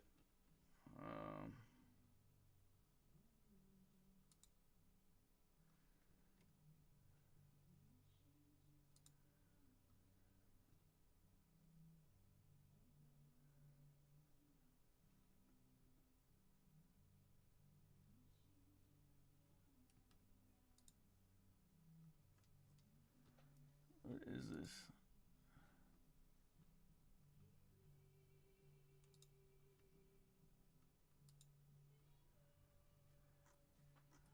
The fuck is this?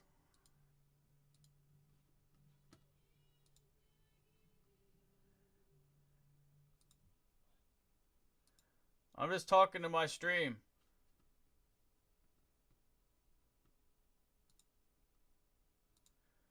I'm trying to figure out how to get the solar imaging.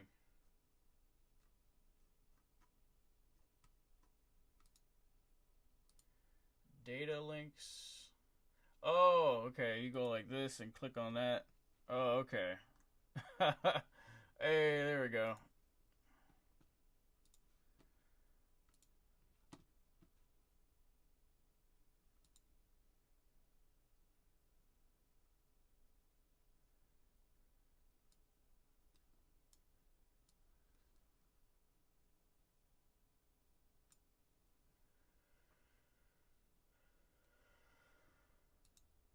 Sweet.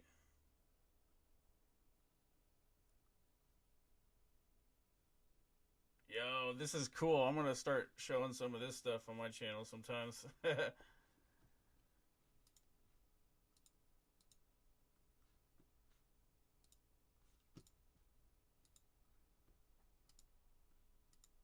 Yo, that looks crazy, dude.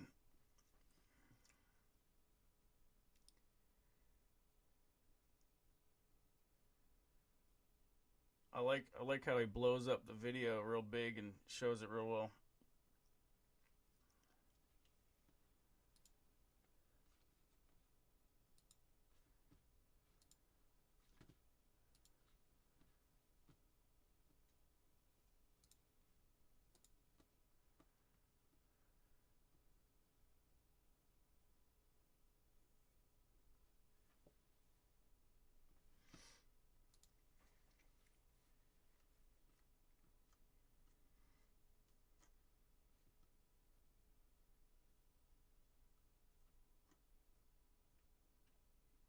I need to get a fucking anti-alien drone, whatever, electromagnetic thing. The anti-drone electromagnetic thing, but for the fucking alien shit.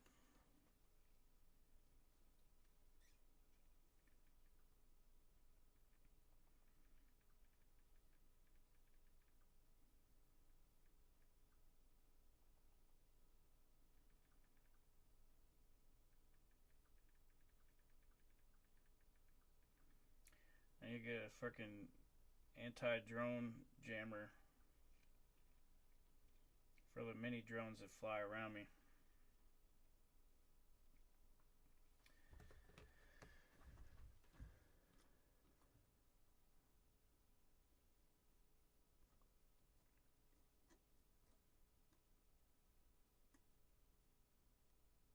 Then I need like a Faraday cage house.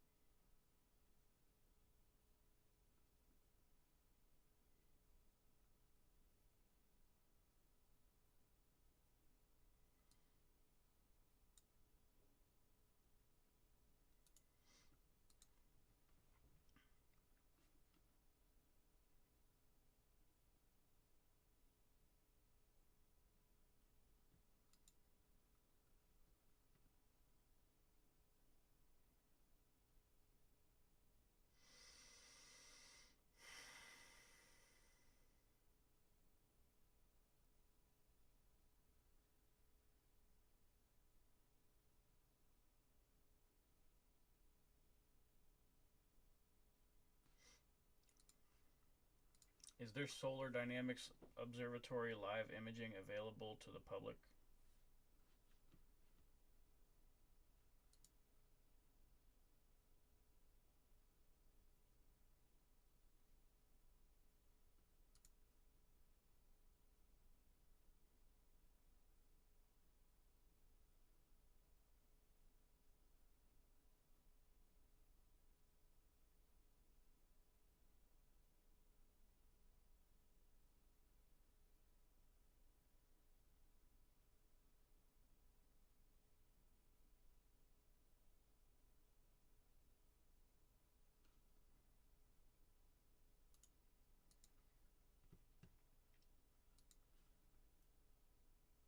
GOES is operated by NOAA.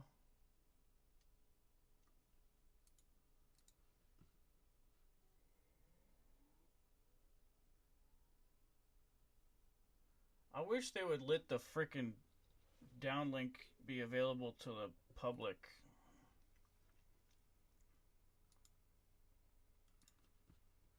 But I have seen enough as far as Bigfoot in my, you know,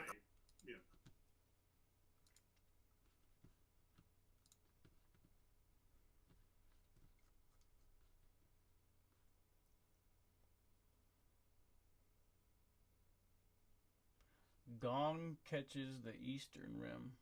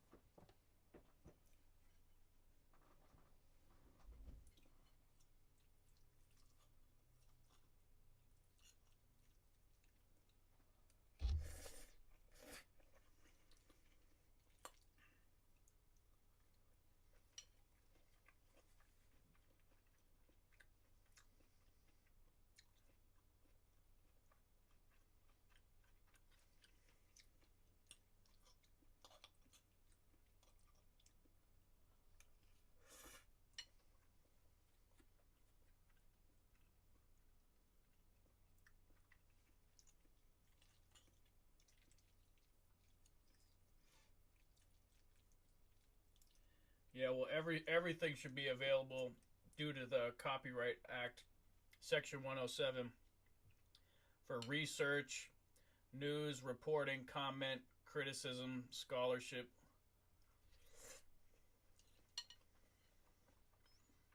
Commentary.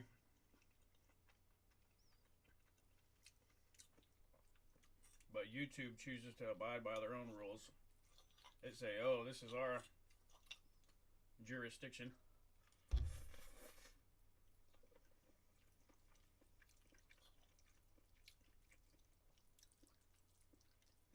They're like, we own the rules in the Matrix.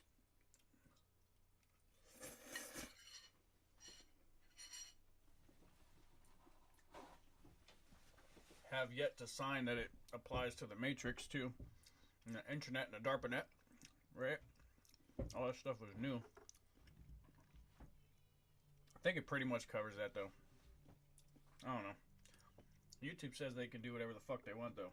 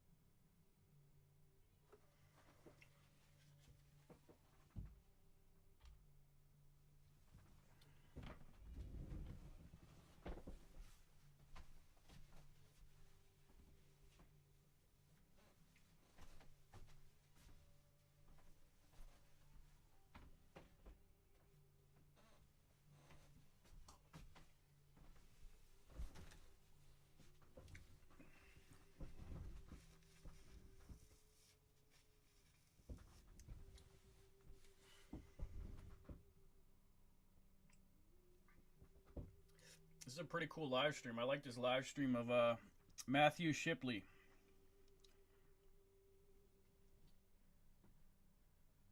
This guy sets up a nice OBS scene. with all these cool different sensor readings.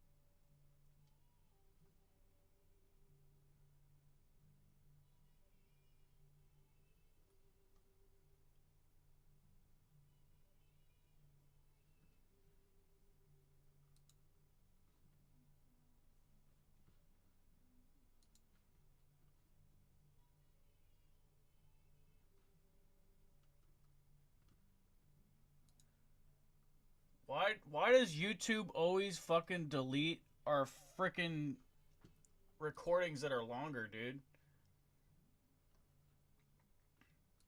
We gotta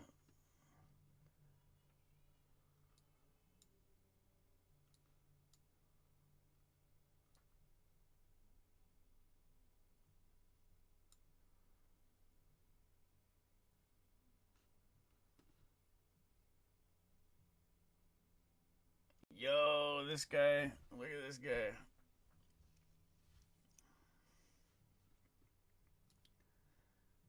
He sets up some cool OBS scenes with some cool shit.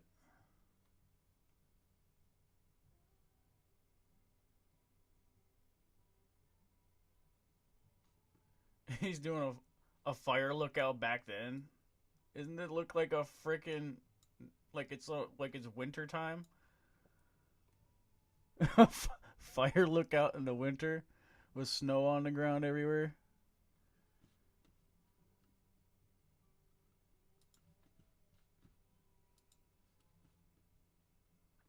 Just imagine what they have at the NSA. They must have amazing live stream stuff, man. He's doing a fire lookout.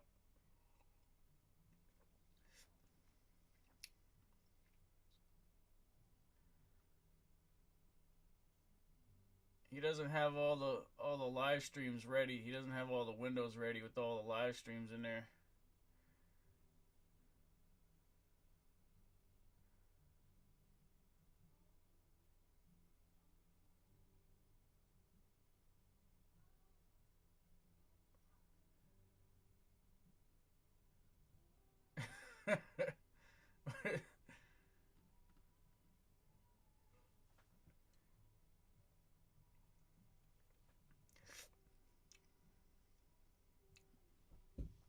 Is that Pepe the Frog right there?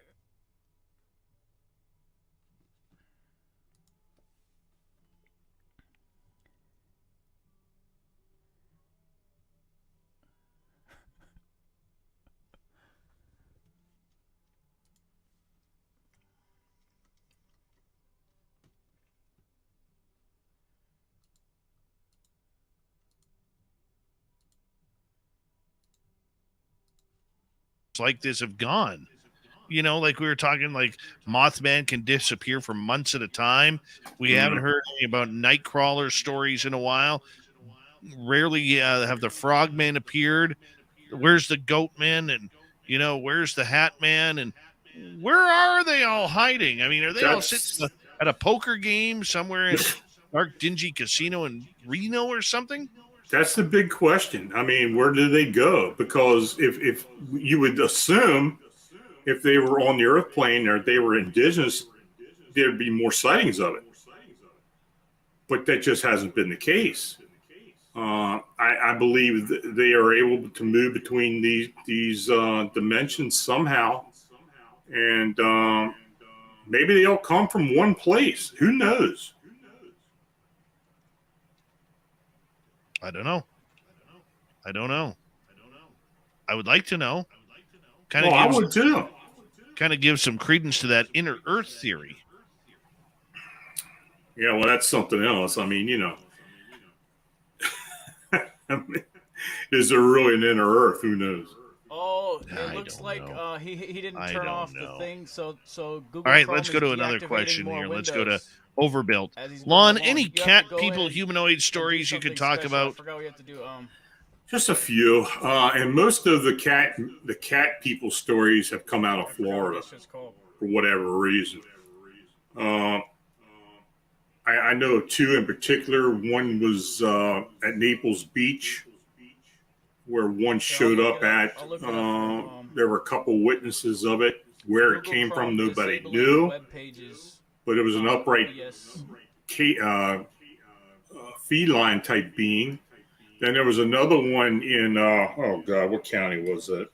I think it was in Hillsborough County, outside of Hillsborough County, in the area around where a lot of the skunk ape sightings have been. A lot of YouTubes open. That someone had accidentally or somehow run into one of these things.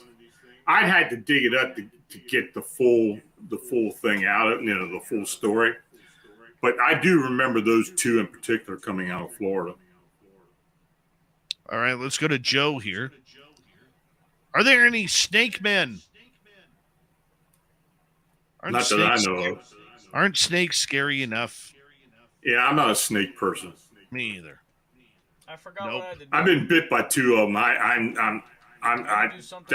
That's why I don't like snakes. I got bit by copperhead when I was younger. When I was a kid digging potatoes, and then I got bit by a copperhead when I was fishing one time. So yeah, snakes aren't friendly with me. No. Though I used to go timber rattler hunting. No. That's another story. So yeah. Let's go to a new listener in our chat room, Monica, who is asking about going back to the land between the lakes. What do you think of the family that was slaughtered there? Do you think it was Dogman? I don't think that story is true. I think that story has been embellished so much. I don't doubt somebody saw something or had an encounter, but every time I have gone back and tried to talk to somebody who supposedly had knowledge of that story, it just doesn't really shake out. I just don't believe it ever happened. I don't think so either. Yeah, I don't think that's a true story. All right, let's continue on here. Let's go to Javier, as we got about 4 minutes to go before we got to call it the night we here with you, Lon. So we are running out of time. Javier from Cryptid 559 out in California is asking, any new encounters on the Jersey Devil outside of NHL playoffs? Nothing new. I've had two police officer encounters with the supposed Jersey Devil in the Pine Barrens area within the past decade. Two different police officers had encounters. Now there was another one that came out of someone who said they had one meandered into their campsite. What's I up, don't know guys? how long ago in this that tutorial, was. I'll That show was you in how the to fix the Pine black Barrens screen as you well. are getting when People trying still to have record sightings. Now, advanced settings and scroll all the way is down. it their imagination going wild? Who knows? Here, but when you You want start to getting police officers who are coming forward and telling you this, they're seeing something, I believe. Now, the whole Jersey Devil thing is the whole legend behind that. It may not be that. It What's may up, be guys? Circle something Live else. here, It and could in this very video, well be I like wanted to make an cryptids. updated version of But, the Chrome black screen that you encountered. Yeah, when they see Back in something that they can't 2019, explain it's in that area in South Jersey, it's it had They been use Jersey hardware Devil. acceleration when. My goodness. That's My not what I did goodness. to All right. fix it. It was something Paramarv wants to know, Lon, any correlation between cryptid sightings and underground military bases? Well, if it is, I don't know of any. People have always talked about the Dulce base and experiments and all that stuff out in New Mexico. And if there's any real connection there, I don't know. I've had stories in the past of people being in caves and seeing reptilians marching through caves and marching through chambers and caves and that type of thing. It's in Google settings somewhere. But I don't know. Something like that is really hard to prove. But there have been a lot of stories over the years. Mm-hmm. Final question. Let's go to Shaq. Any reports on manticores, sphinx looking like cryptids? Not that I've received. No. Oh yeah, crypto. Though I would like to get one. The whole sphinx thing is kind of cool to me. 1 minute to go, Lon. I don't know if we can finish this off strong. It's been a pretty strong show so far tonight. Do us a favor. Tell everybody where they can find your books, your YouTube channel, your website. Well, the website is famsandmonsters.com. That's the blog site. The team website is cryptidhunters.org. My YouTube channel, you just go to Fams and Monsters Radio, search it, and it'll come up. And the books can all be found on Amazon or Beyond the Fray Publishing. That's pretty cool. What do you? Any new books coming out soon? I've got one that because of the surgeries and everything, I've been delaying on. I'm under contract to get it written, so eventually I will. It's going to be about the cryptid canine phenomenon. Beautiful. Lon, it is always a pleasure to have you here on Spaced Out Radio. And you know what? We will talk to you at the end of May. Hard to believe we're almost through April, but we appreciate everything you do for us, my friend. Okay, well, you take care, and we'll be talking soon, Dave. Absolutely. Lon Strickler, phantomsandmonsters.com. Check it on out. Coming up next, we're going to head to the swamp. Then Tim Senor is back for a very, very busy UFO report tonight. Hour number 3 of Spaced Out Radio is next.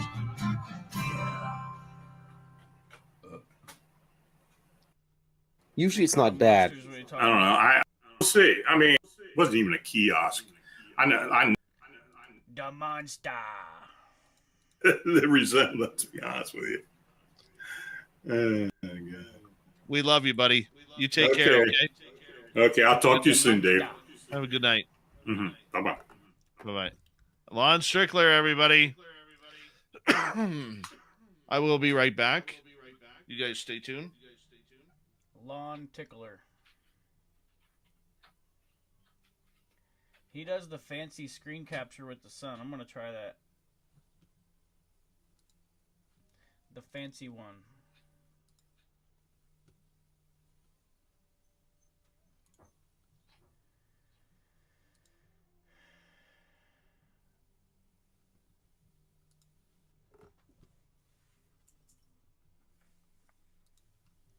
Let's see.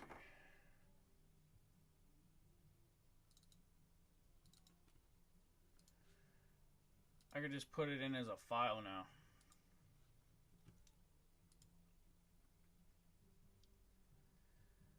Media. Sun.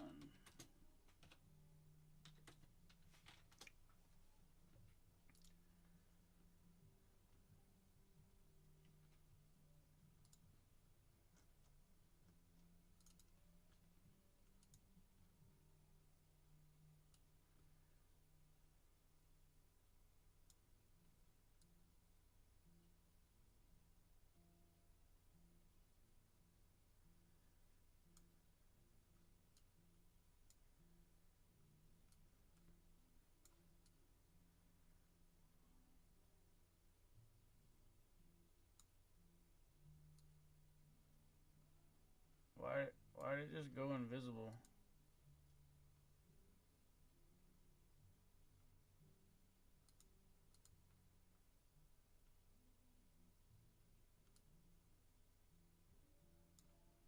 Oh, am I supposed to? Oh, I'm supposed to loop it.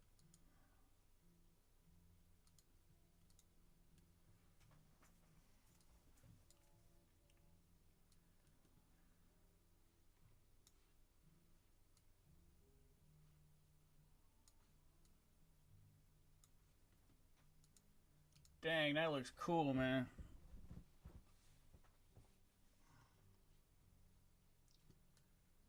Whoa, what am I doing? I'm grabbing sun.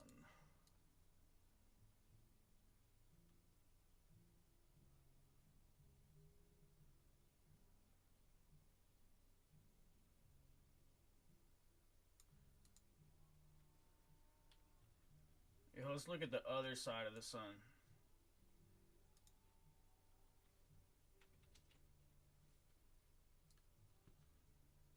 Look at down there. That was like...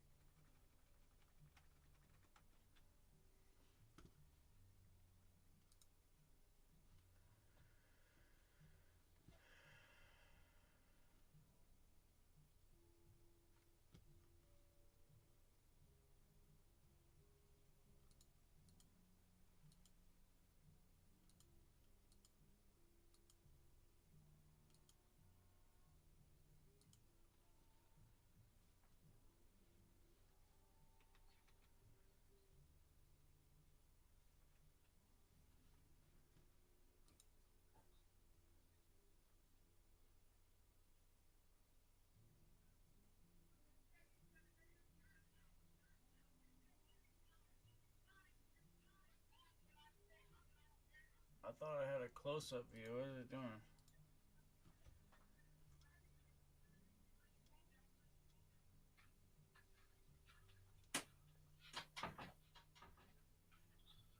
All right.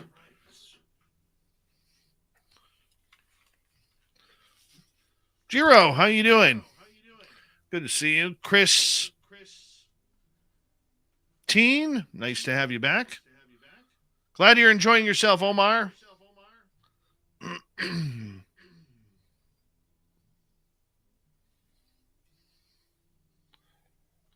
Where the fuck did the sun shit go? Thank you tonight to Michael, Louie ×2, Molly, Deb, Derek, Mike, Nancy, Omar, and CS for the amazing super chats. Very much appreciate the love and support. Very much do. Nina Williams, how are you? Good to see you. Yeah, it's always good when Lon is here. Hi, Logan L. How you doing, buddy? Good to have you coming on in. Don't forget you can do some shopping for any of our gear, like our Peak Woo t-shirts, by going to spacedoutradio.com. We appreciate it. It's good support of this show. That's for sure. Here we go with hour number 3, everyone.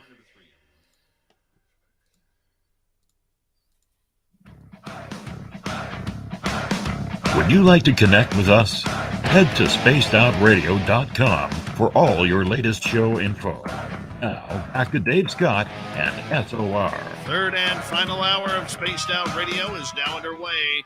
Thank you so much for joining us. We very much appreciate earning your listening ears wherever you are on this beautiful planet we call Earth. Hello to everyone listening in on our terrestrial affiliates around North America, digitally on Odyssey Radio, TalkStream Live, and KPNL. All of our archives are free. Join us at youtube.com/Spaced Out Radio. Do old Davey the favor. Hit that subscribe button. The Desert Clam has set the password for tonight in the SOR Space Travelers Club. You into there is your password.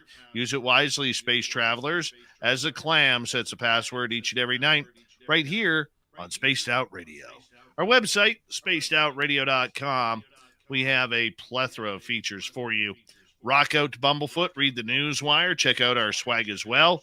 Follow us on Twitter at Spaced Out Radio, Instagram at Spaced Out Radio Show, and on TikTok at Spaced Out Radio. It is time once again for us to head to the swamp. Our resident swamp dweller takes us on another creepy journey.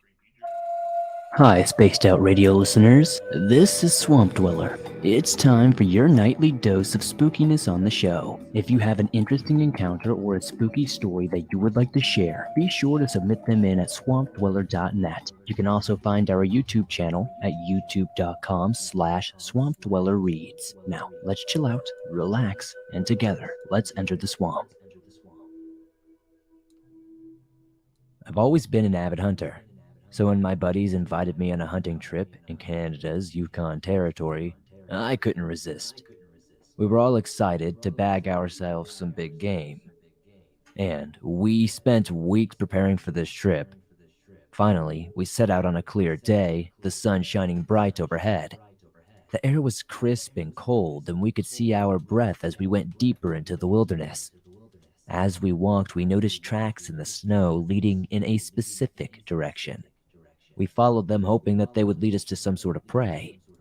After several hours, we came upon a clearing in the woods, and that's when we saw it.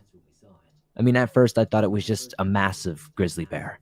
Its fur black as the night, but as we drew closer, we realized it was much, much worse. The fur wasn't black at all. It was actually covered in blood. The creature stood 10 feet tall, towering over us with massive frame. Its fur was matted and unkempt, and all over it was just covered with this dry, black-looking substance that I can only describe as blood. The creature easily stood over 10 feet tall. Its eyes glowed with an otherworldly intensity. This was the first time I'd ever seen something like this. We raised our rifles, aiming for the beast's heart, but as we fired, the creature let out a roar, its claws tearing into the snow. It was as if our bullets did not affect it. We ran, our hearts pounding with fear. We knew we were in way over our heads, and this creature was way beyond our control. But as we turned to flee, we noticed that it was following us, its heavy footsteps shaking the ground beneath us. We spent the next few hours running through the wilderness, trying to outrun this creature. We had thoughts of climbing trees, but this thing was large and could easily knock one over if it wanted to, and it could probably climb as well. It was always one step ahead of us, taunting us with its unearthly roar. We were out of food and supplies, and we were growing weaker with each hour. Finally, we stumbled upon an abandoned cabin and took refuge inside. We built a little fire, huddled together, and kept warm as much as we could. But we knew the creature was still out there waiting for us, and we knew it would be trying to break in at any moment. We raised our rifles, ready to defend ourselves as this thing was pounding on the door. But it was almost like right before it was going to break through, it stopped. We thought it might be gone. But then suddenly the door burst open and the creature lunged at us. We raised our rifles, but it was definitely too late. The beast had nearly had us in its grasp. I heard a sudden explosion, and I noticed that my friend's gun had gone off, and the beast had suddenly been injured in the face. It started clawing at its face. I don't know if the bullet was stuck or what happened, but it gave us just enough time to scramble outside of the cabin and run away. As we began to run, we heard this thing roaring in pain. It looked like it might have been blinded somewhat as it came out of the building, stumbling and running and trying to find us. We took this opportunity to run as fast as we could in the opposite direction that it was looking, and we just never stopped. Eventually, we came across an old logging road and followed it long enough to find a ranger station, and from there, we got help and told them our story of being mauled by a freakishly large brown bear. From time to time, I still find myself waking up screaming in the night with nightmares about that creature. I don't think it was any normal bear. I mean, this thing was twice the size of a regular grizzly bear. Whatever was matted on it, this thing just almost felt like a zombie that was just made to kill and eat. And I know that's basically what these things are, they're killing machines. But this just felt different. I don't truly know the horrors that I witnessed on that hunting trip. But I'll tell you one thing. I have a deep respect for the nature that I never had before. And that's why we love the Swamp Dweller around here, as Swamp Dweller takes us on another creepy journey, once again, as he does every third hour, Monday through Friday night here on Spaced Out Radio. And if you want more stories like that, all you got to do is go to youtube.com/Swamp Dweller Reads, and you can get more of those stories, thousands of them, just like that. From the swamp to the stars, it is that time again where we bring in the Cryptid Report. Our good friend Tim Senor is here with us once again. Nobody's gonna know. They're gonna know.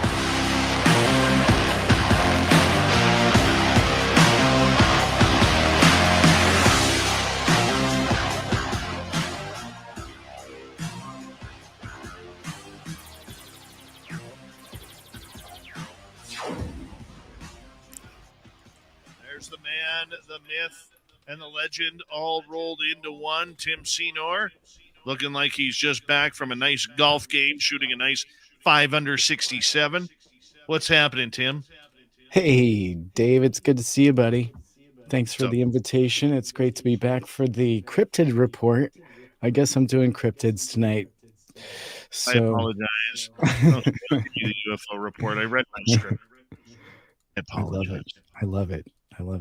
It's Tuesday. A little bit of breaking news here.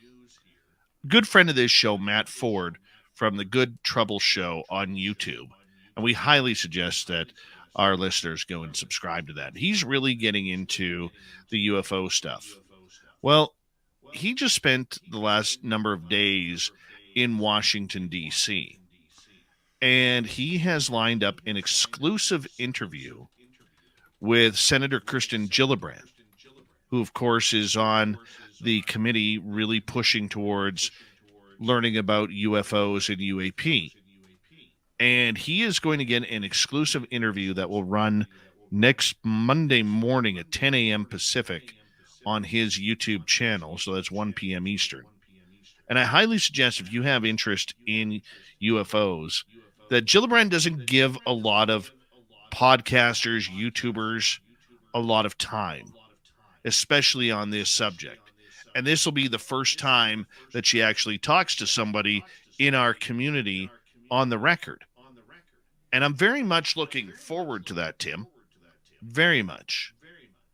How about you? Yes, indeed. It's nice to be able to get access to somebody that is representing this topic so full-heartedly.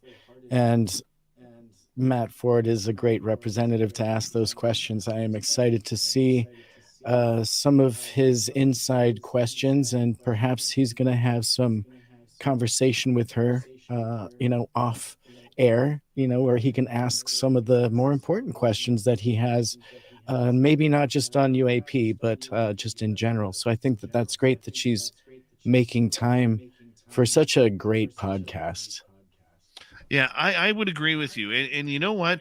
Look, whether she comes out swinging or whether she comes out answering the basic questions that we all know, and we know this community, Tim, is going to be, they're either going to love it or they're going to be in total disagreement with everything he asked and every the way she answered those questions. But I think this is, and I'm not saying this because Matt is a friend of this show, but that's a hard interview to get. And to take the time and to actually push and paddle his way through to get that interview and bring it to us, no matter how much chocolate and vanilla we're going to get or whether it's just going to be vanilla. Either way, it's a win for our community in ufology.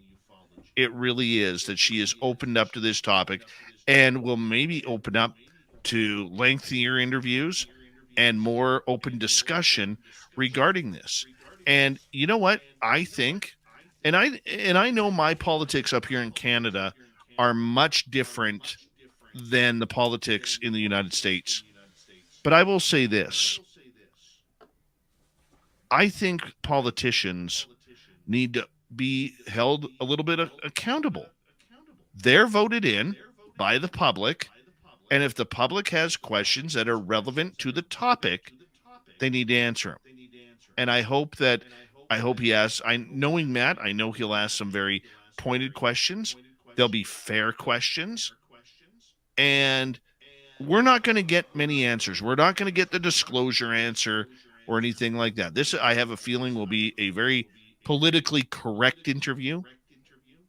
But nonetheless, it's a great door opening to get Gillibrand speaking to this community. How do you feel about that? Yeah, and I think it's important that we don't press on some of the questions that we know she can't answer. Like, she won't be able to answer about what took place behind closed doors. Those confidential meetings. Obviously, she won't be able to speak on that. She may be able to talk about some of the whistleblowers or some of the things that are going to become public. Excuse me. She may be able to discuss her opinion, perhaps, or her position, at least on witnesses and how they should have a place in this conversation moving forward. Perhaps he can represent some of the public issues that are represented on UFO Twitter, even to her, and get some of those poignant questions answered.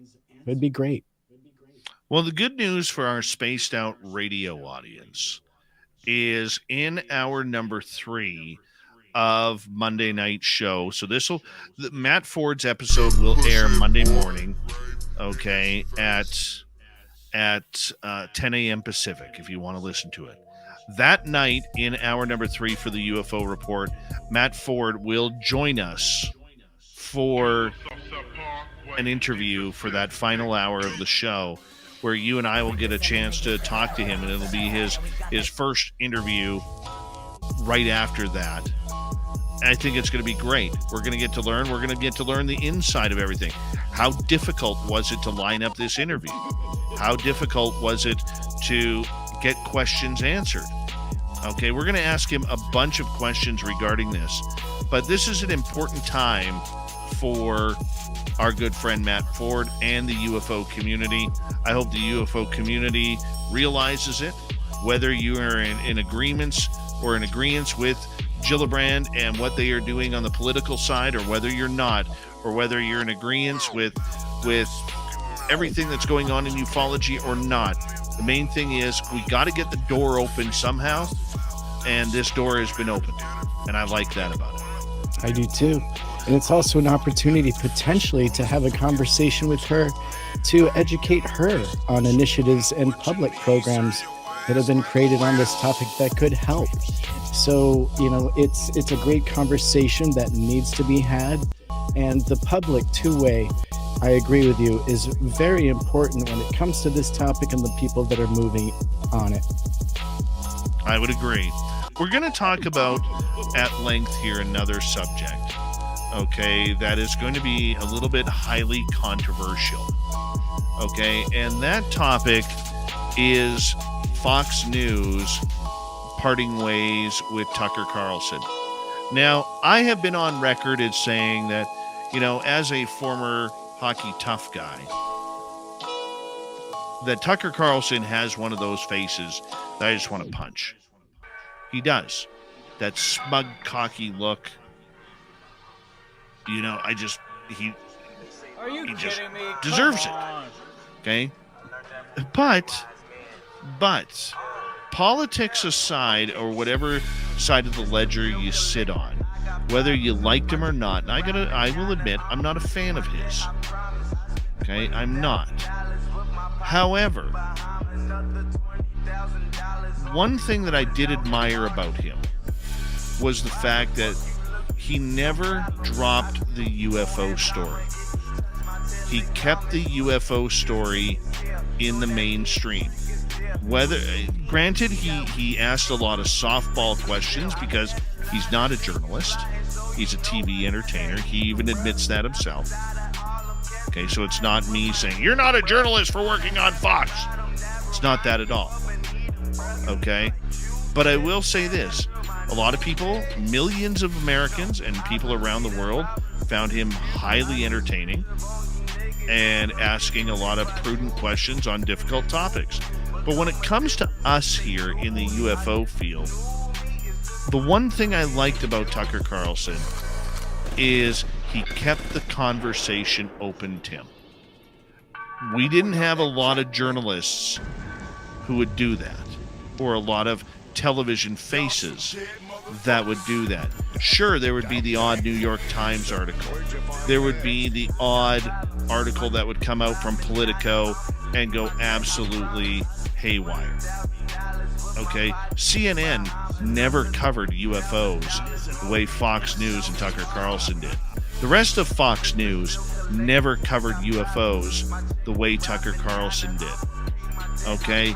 And I think for our community, whether you love the guy or can't stand the guy, okay, and he is an arrogant, pompous guy. At least that's what he portrays on the air. Oh my God. I am very, very sad that, and probably a little concerned that Fox News is now going to be dropping the UFO story. What's your thoughts on this? Yeah, Tucker is a strong reporter and definitely a strong personality for CNN. And he did cover a lot of topics with his strong opinion. And I think bringing that to any topic was great because it either polarized people or it opened them up to something, perhaps an opinion that they hadn't heard so far. And so the Wall Street Journal has come out with an article covering this. And so Fox News parted ways with primetime host Tucker Carlson in a surprising move that comes after he made disparaging remarks about colleagues at the network that were disclosed during a legal battle with a voting machine company. And so Mr. Carlson's departure puts an end to a decade-plus tenure at the conservative news network, during which he rose to become the highest-rated host in primetime cable news. Mr. Carlson, whose contract was renewed in 2021, will be paid out for the rest of his contract. And so people familiar with the matter said that Mr. Carlson is paid about $20 million a year. One of the people said, and Mr. Carlson found out that he was being let go about 10 minutes before the network announced his departure to the public. And so that's kind of harsh, in my opinion. Mr. Carlson's exit creates another high-profile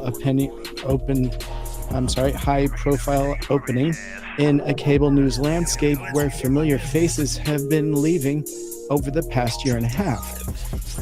Also on Monday, CNN parted ways with Don Lemon, who has left his 10 p.m. primetime perch to co-anchor the network's new morning show, a move that has failed to generate strong ratings. So Fox News on Monday said that Mr. Carlson's last show was on Friday the 21st and said it would rely on a rotation of hosts until it names a permanent anchor for the 8 p.m. program. So it's interesting that it's led to other things, also including the parting of Don Lemon from his position as a host.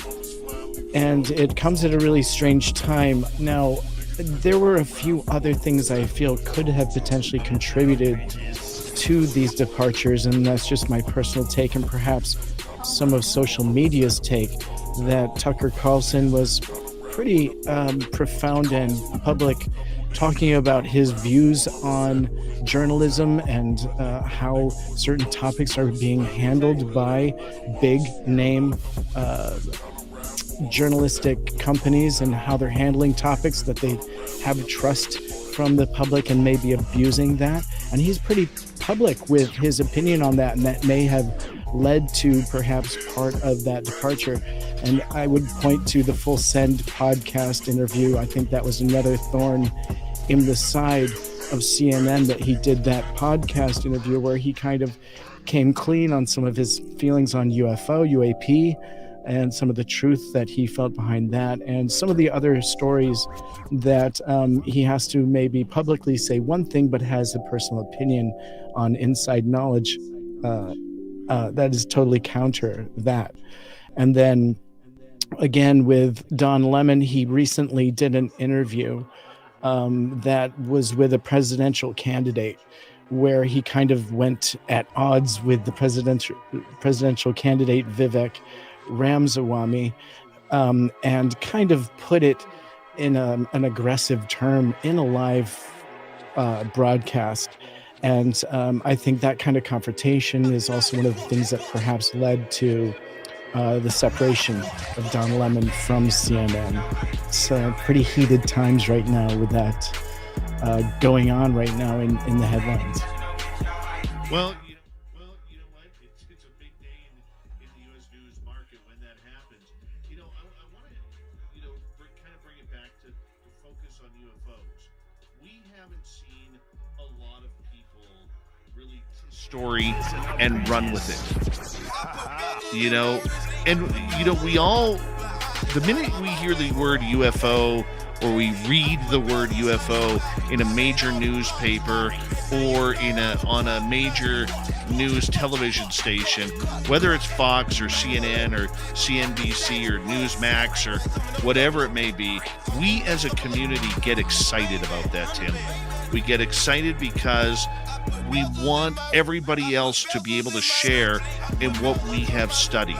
It doesn't matter whether it's somebody like me who hosts a pretty popular radio show, or if it's somebody who is just an experiencer who follows this on Twitter or on social media. We want people to understand. We want to have that conversation with the people who are lesser known about the topic, to sit there and say, look, this is real. This is what I saw. This is why this topic is important. And we need to be able to massage that, to try and bring that story to more fluidity within the public. However, the coverage hasn't been stellar. And we're going to get into that when we return on Spaced Out Radio about news coverage and the importance of it. Tim Senor, our resident Timbit, is here for the UFO report. We have until the top of the hour. And we're going to continue with this and many other stories that are lighting up the week here on Spaced Out Radio. We love talking UFOs around here, don't we? Be right back.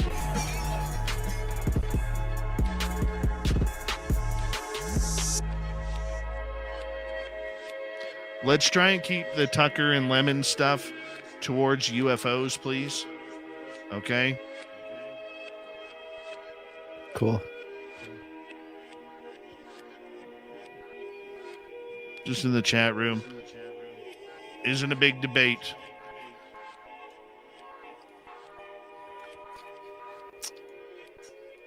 I'm pretty sure with their $1 million contracts, they're not hurting. And they're not going to be too worried about where their next meal is going to come from after their layoff notices get, and their unemployment insurance kicks in. I have a fun little side story for you, for our listeners. A Minnesota man was sentenced for a laser attack on a jetliner. And it was just with a handheld laser that a lot of us use to point at stars and things. But a federal judge in Wisconsin sentenced a Minnesota man on Friday to 2 years in prison for aiming a laser at a Delta Airlines jet in 2021. And so the act, the prosecutor said, disrupted the pilot's efforts to land and putting passengers in incredible danger. And so James Link, 43 years old, of Rochester, Minnesota, pleaded guilty in January. And so, according to the U.S. Attorney's Office, the pilots of the flight from Raleigh-Durham, North Carolina to Minneapolis reported that their cockpit was lit up 3 times by a laser at 9,000 feet just west of River Falls, Wisconsin, and the pilots were eventually able to land safely. 2 years in prison. Be careful with those lasers, everyone. When you're out circling your UFOs, make sure you're not circling an airplane accidentally. Exactly. 2 years in prison. It's no joke. That's why you don't shoot at planes. On Wall Street. Crazy times. I live right next to an airport too, man. It's easy to tell a plane and a UFO, dude. And we don't even aim directly at the UFO. Right? 2 years. Really close 2 up. years, a federal judge, because it was an airliner. It was federal. 2 years in prison for aiming a laser. Wow. Yeah. Yep. You know what else is in the headlines? New York City police to deploy robotic dogs. Like, check out that photograph. What for? So, interestingly, the New York Police Department will use more robots to fight crime. And the initiative includes the deployment of K5, quote unquote, units in Times Square that will help the beat officers with surveillance. So the city has also acquired 2 robotic dogs, which the NYPD call DigiDogs, that will be used at incidents such as hostage situations. And another device will shoot tracking devices onto suspect vehicles. And so they are literally deploying them right out into Times Square as surveillance. And again, take a look at those dogs. We are so close to Terminator days. And RoboCop. RoboCop. Exactly. In fact, that is even quoted in this article. Strange times. Don't like it. DigiDogs. It sounds like a snack food. Still don't get it. Sorry. Still don't get it. It's all happening.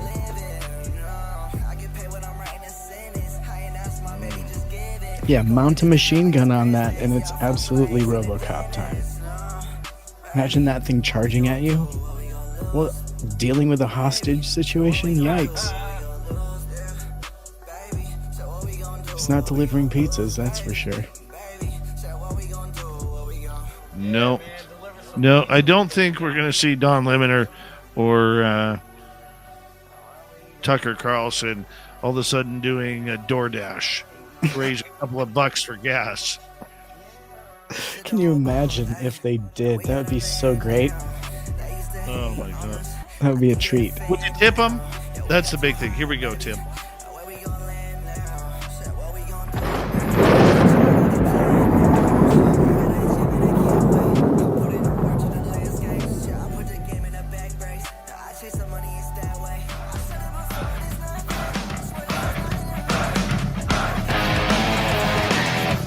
We rounded third. We're heading for home tonight on Spaced Out Radio. Good to have you with us. My name is Dave Scott. Very much appreciate earning your listening ears. I want to remind you that if you've missed most of this show or others, check out our free archives by going to youtube.com/Spaced Out Radio. Do old Davey the favor, hit that subscribe button. Our website, spacedoutradio.com.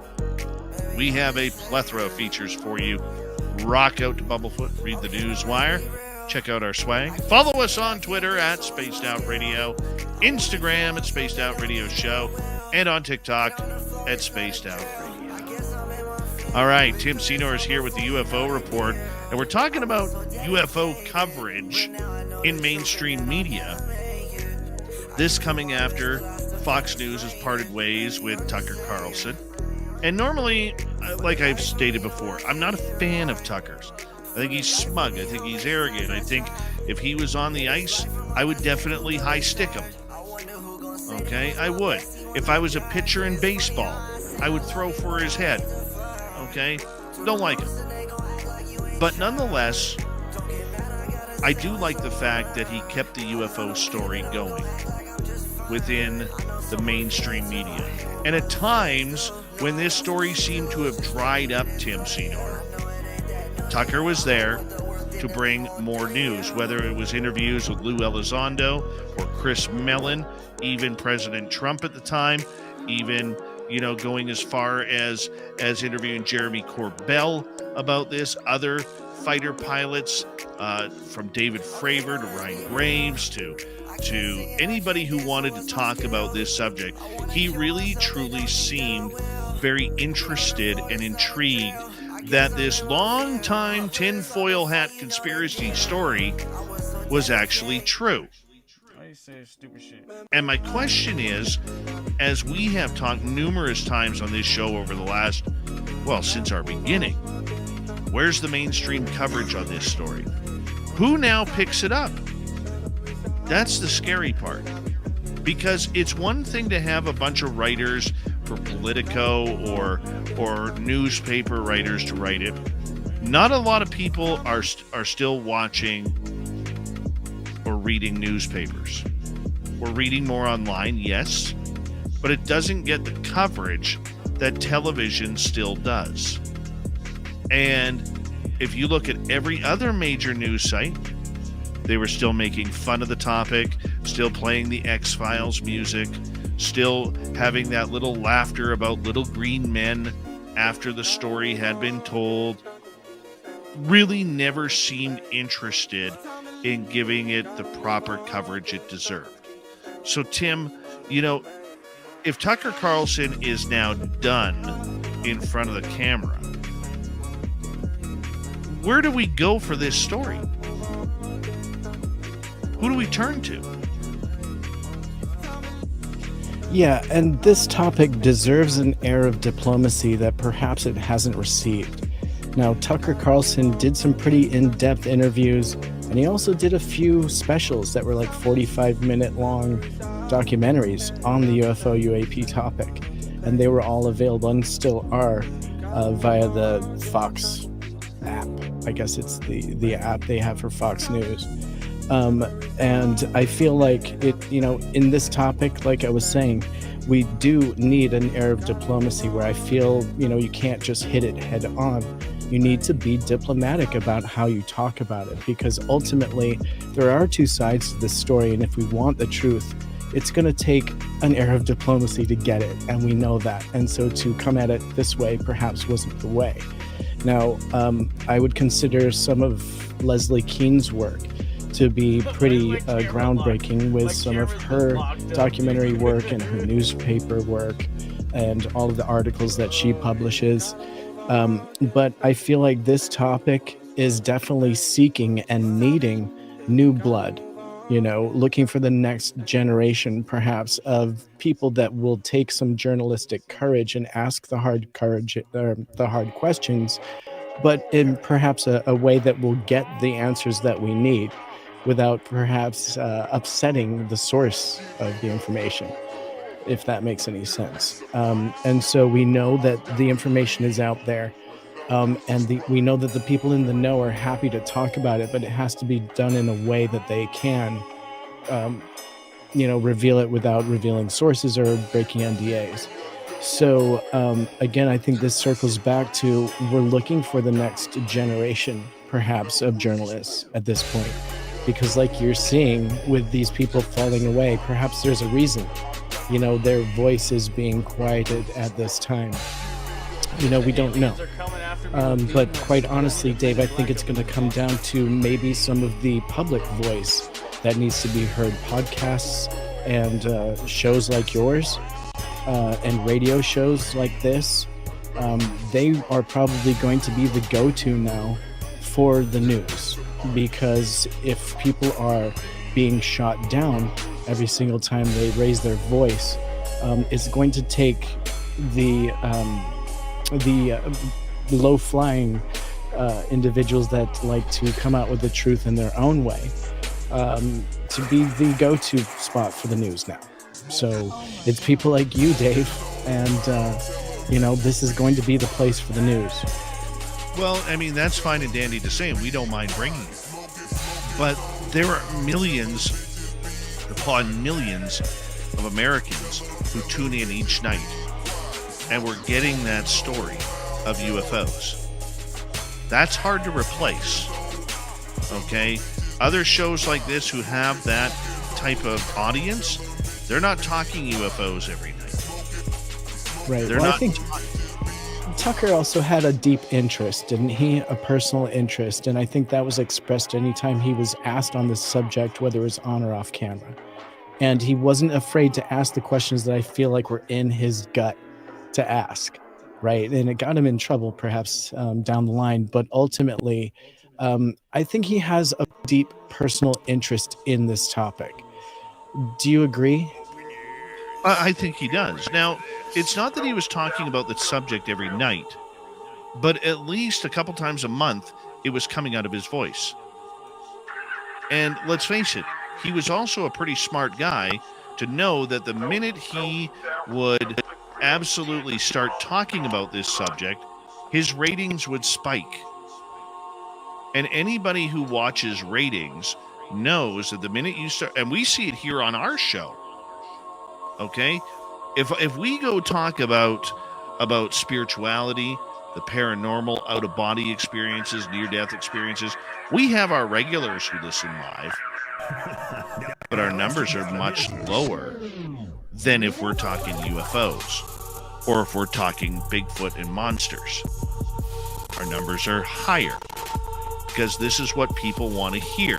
And any good marketing director will tell you point blank that when the numbers spike, you want to continue talking about that.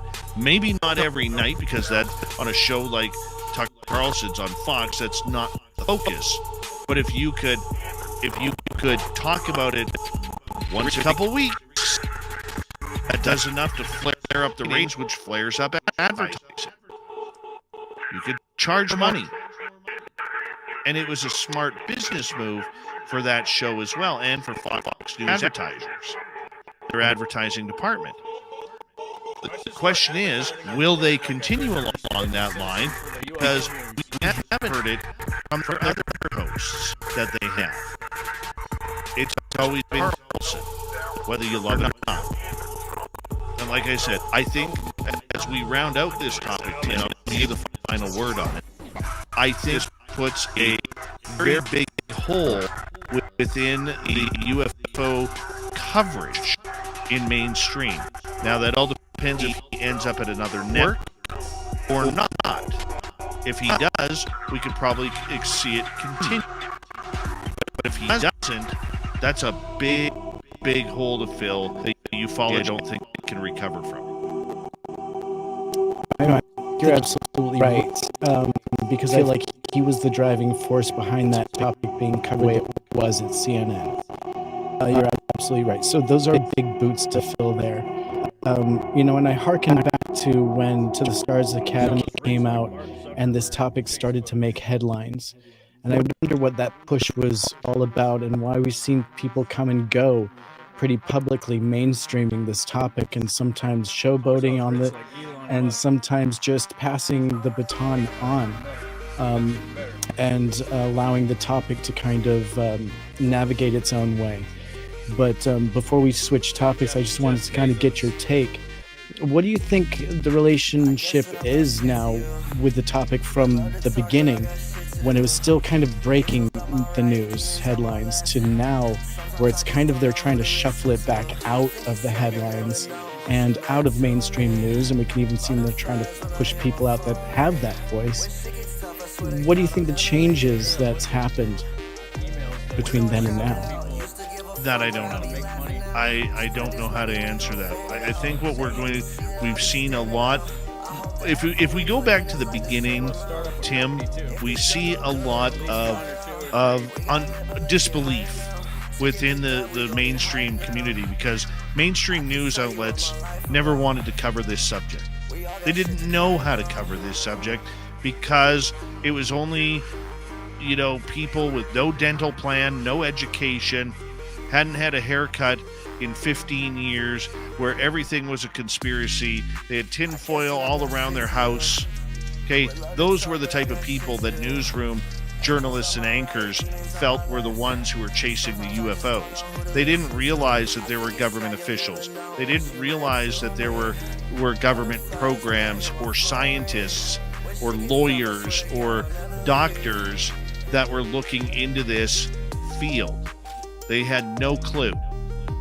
All right? So they open their eyes to that. Fast forward to today, the unfortunate part is, while at the beginning of this story back in 2016, 2017, when it really took to light, everybody was on board. But it waffled very, very quickly. And I can tell you why. You may not agree with me and you may not like the answer. But the answer is, you have a bunch of people sitting around a newsroom and a news editor saying, I'm not wasting airtime on this BS story of UFOs. It's garbage. I don't want it on my channel, or I don't want it in my paper, or I don't want it on my radio shows. Stop covering it. Do stuff that matters to people, not this conspiracy tinfoil hat wearing crap. That's where it started to die. Okay? If you've ever met a news editor, you will never meet somebody who is more in love with themselves than a news editor. And because they are the ones controlling what you hear on the air. There are no CIA agents in newsrooms or military people in newsrooms telling the news anchors what they can and cannot read. That went out with Good Morning Vietnam. Okay? And the Robin Williams movie, if you remember it. Long time ago. Great movie that was, by the way. But that doesn't happen in newsrooms. You don't have to believe me. It's just the way it is. It's the arrogance of these news editors and news directors that have kiboshed this story on where it should be. An example of this, Tim, was right around Christmas. Remember, it was right after Christmas, where Elon Musk put on Twitter that his SpaceX rockets had been followed. Yeah. Why wasn't that covered? You have the most interesting man, the most influential man, the most valuable man, the richest man, talking about anomalies flying around his rockets every time they launch. Nobody picked it up. Can you find an article about it now? No. You can't. But he said it. So where do you go with that? If it wasn't about UFOs, let's say it was about satellites, would the story have made it? Yeah. Yeah, that's a great point. That's a really good point. And it's a shame. It's really a shame, because that just goes to show that they really do control this topic. And it could literally just be an editor's whimsy, whether it's covered properly or not. That's very frustrating. Indeed.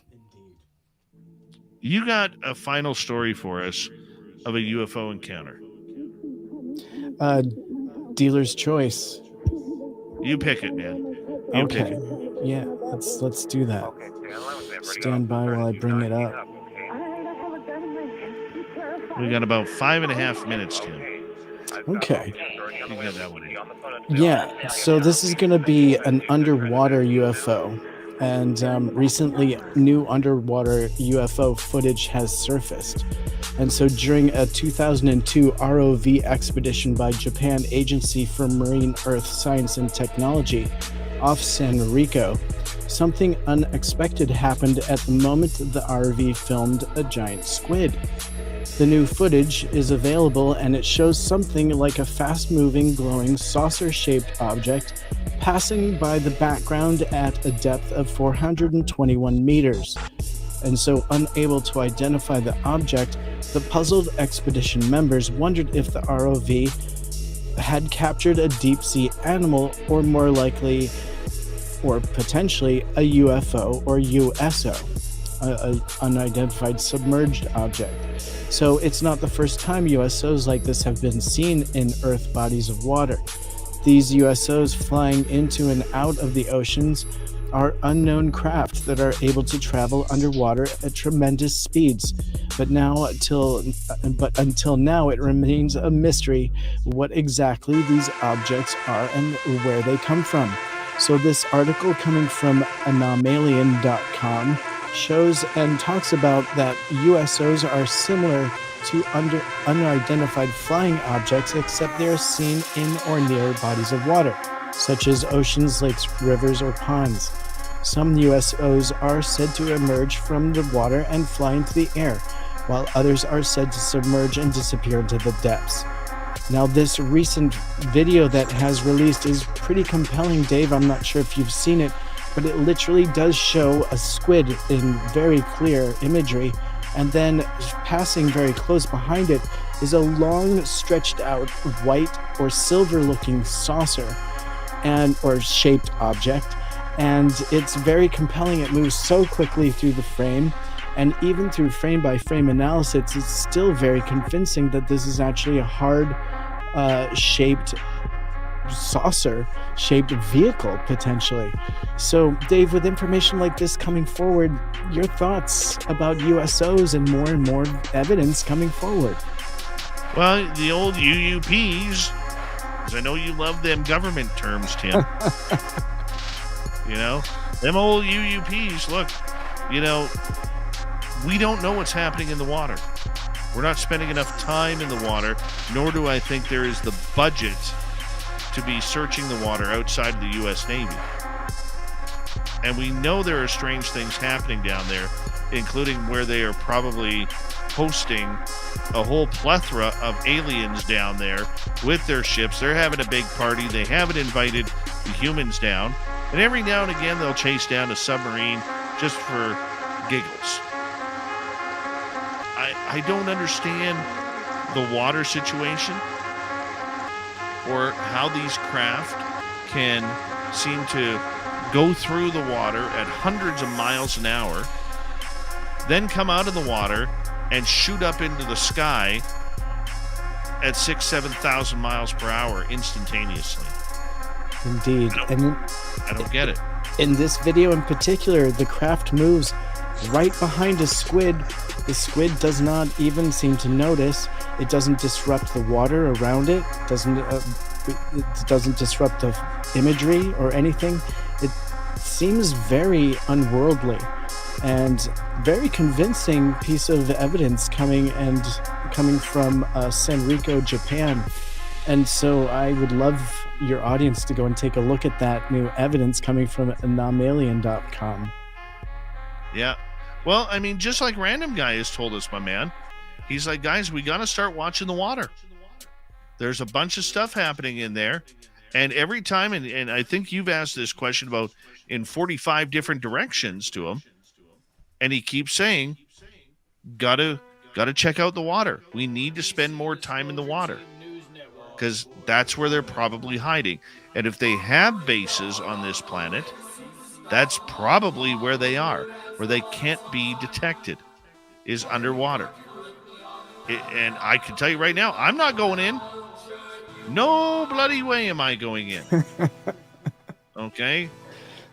There's so many places to hide there, and we know there are trenches that reach depths that we haven't even measured yet. A lot of our geo maps are unable to even get to the bottom of some of those trenches.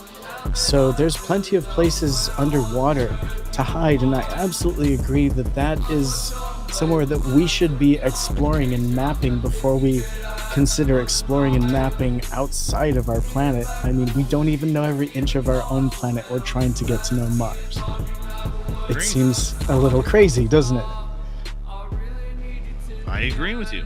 And there's nothing we can do. I mean, the good news is, my man, we'll get to keep an eye on it. We really will. Because I don't think it's the first time, and it definitely will not be the last before we hear more stories coming out of the ocean with these UFOs, or as Tim likes to call them, UUPs.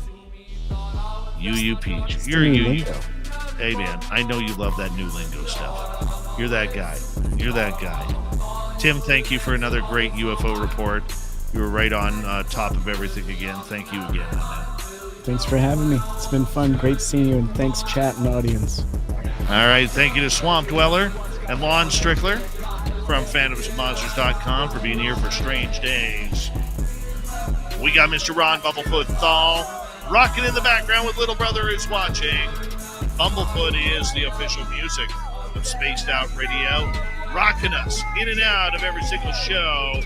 Get your horns up for the guitar god himself. Special thanks to everybody listening in at home, at work, in your cars, wherever you may be. Thank you to everyone in our chat rooms tonight. YouTube, Twitch, LGAB, Facebook, Spreaker, the Space Travelers Club, and on Twitter at hashtag Spaced Out Radio.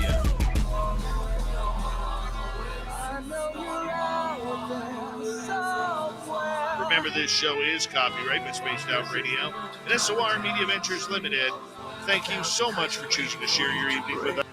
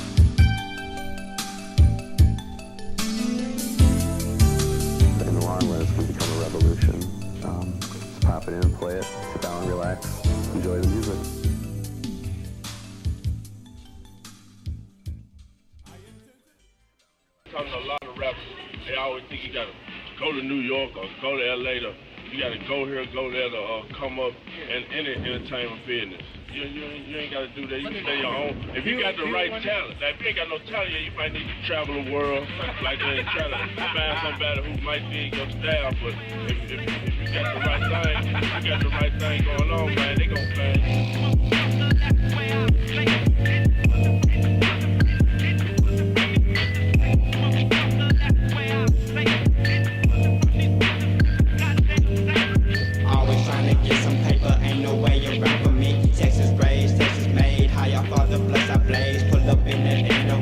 Sure that she looking right. Pull up on you hoes with the bows as I creep at night. So they spit that dope is more dope than the kid ball. Never flip the script, I pulled the deuce and now I'm in the slow. Trying to test the Mac, I won't be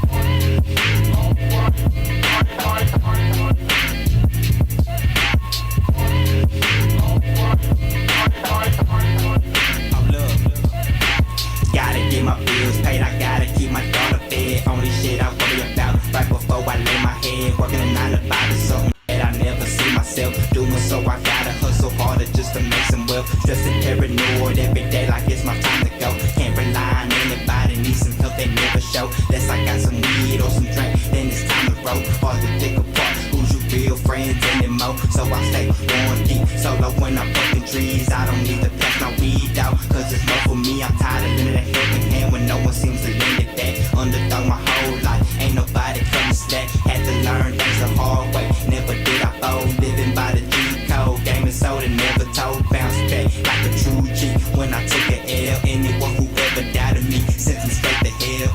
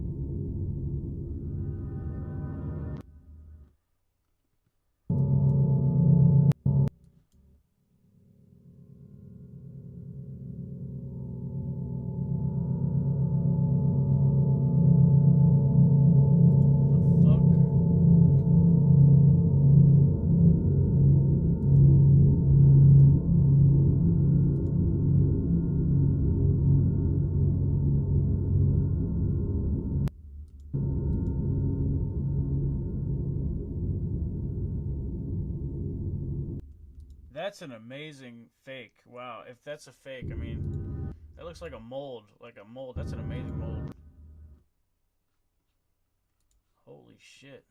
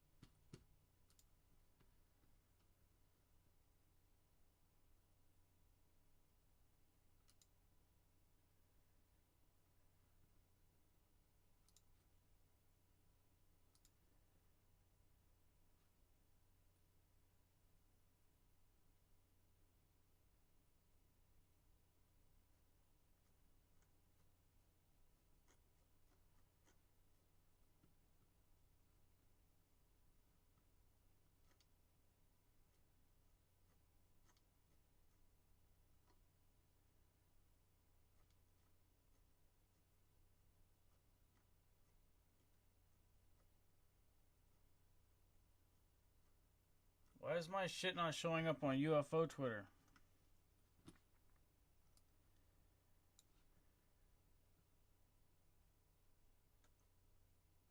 Are you kidding me?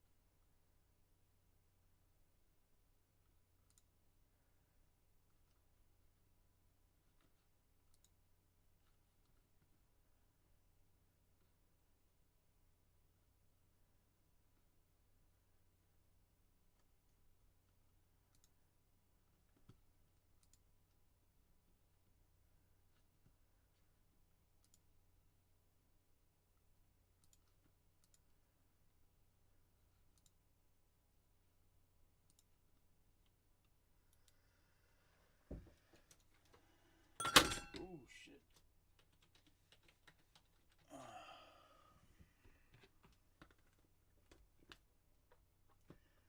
Sorry about knocking that over. There we go.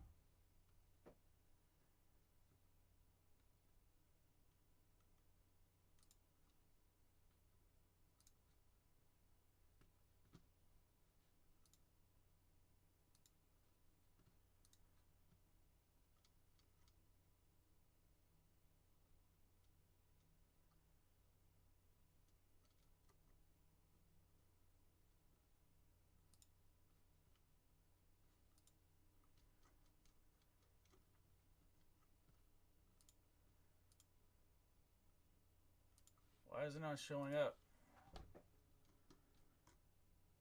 Trying to post it and then delete the other one. Why is it not showing up, dude? They're trying to cover it up.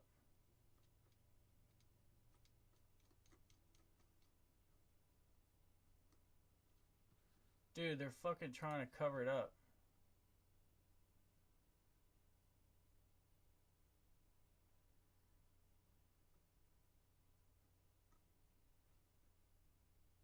What the fuck?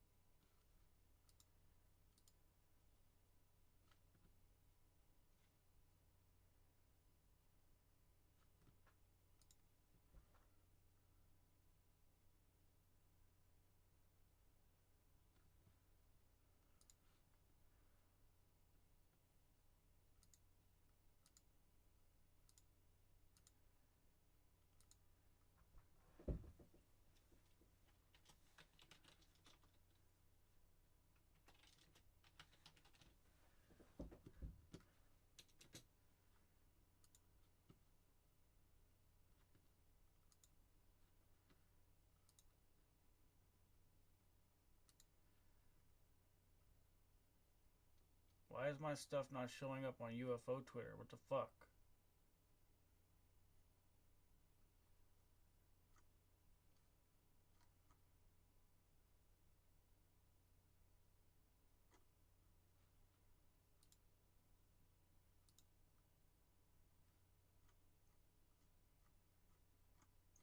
The fuck is going on?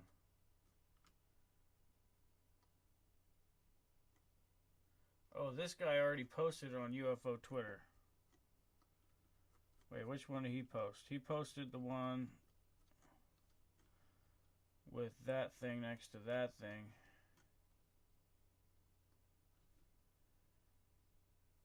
I can delete that one.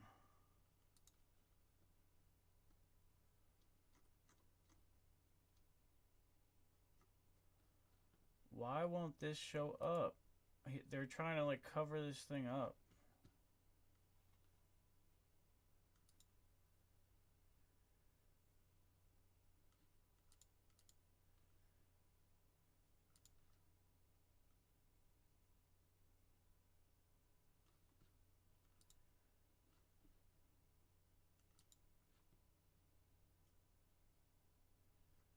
Why won't that link show up?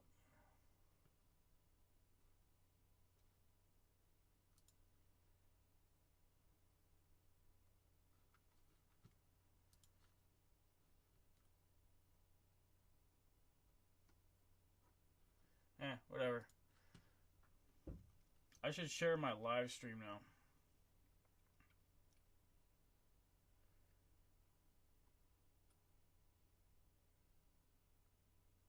I'll go to my profile. I'm gonna start. Should I start a new one? Nah, I'll just do.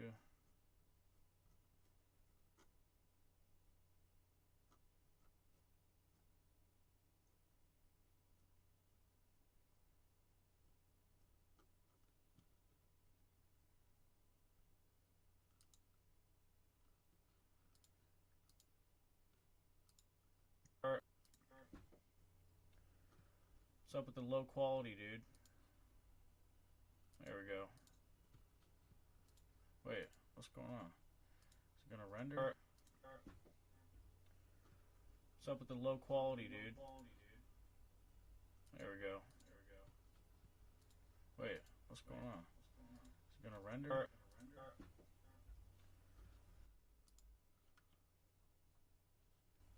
There we go. Wait, what's going on? It's gonna.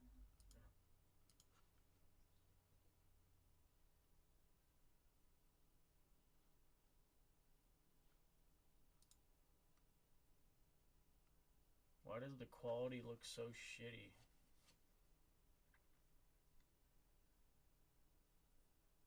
The fuck? You kidding me?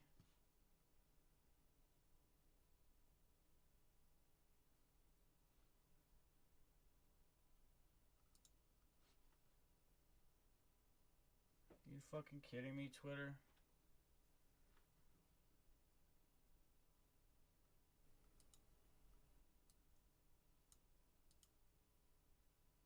You fucking kidding me, Twitter?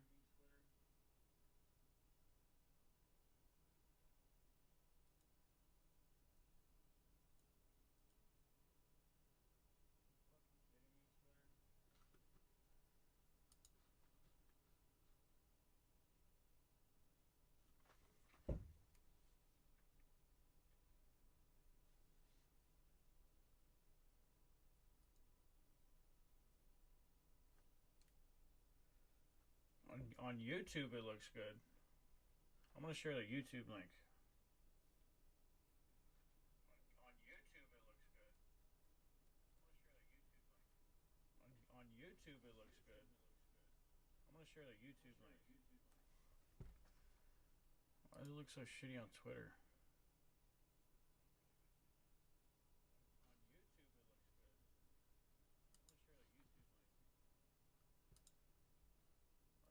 I'll share the fucking YouTube link.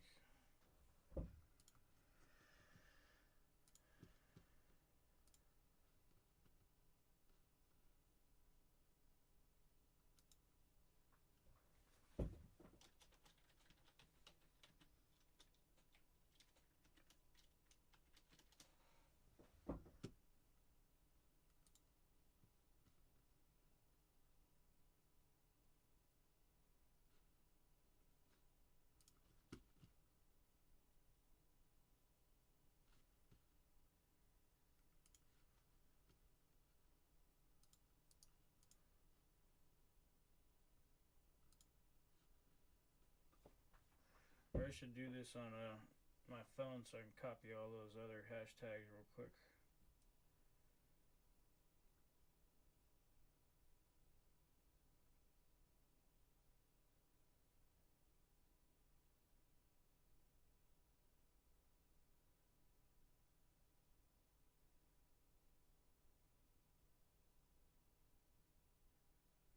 I need to get some money, man. I need to sell those UFOs to like the right person in the government, like in the Air Force Material Command, Foreign Material Commander, or something. Something Dr. Greer recommends. Somebody in the government that could do material analysis or something, or I don't know.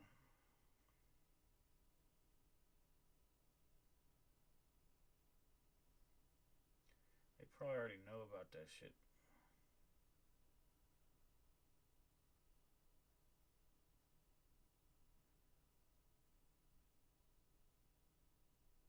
They've probably been able to capture them too, but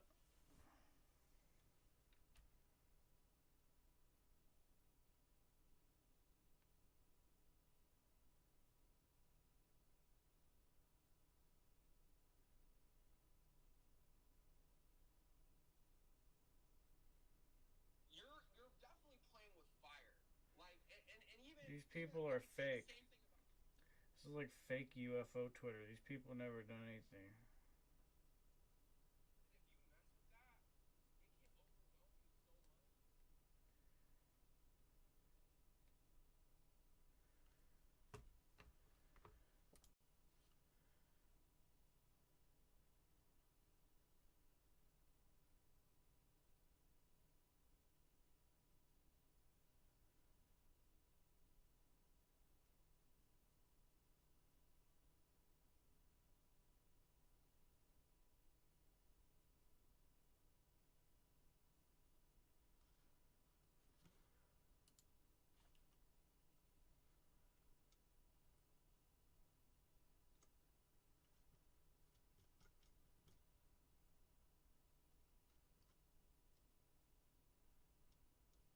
Oh, it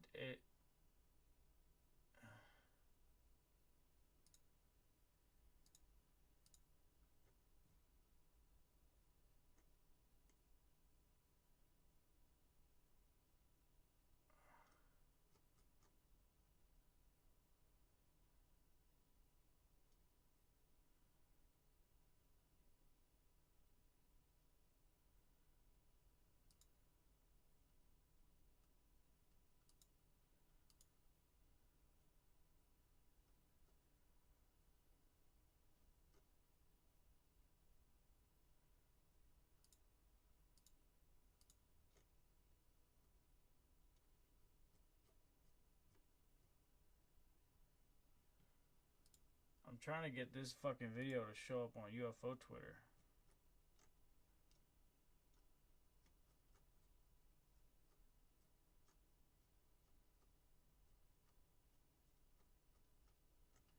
God damn it, dude.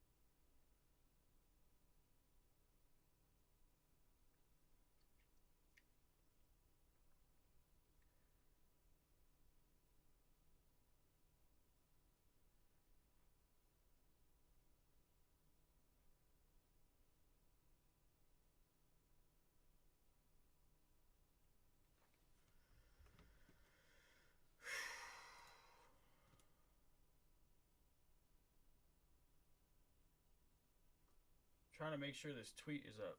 I don't know why it's not working. There's somebody that's fucking stopping the tweet from going through.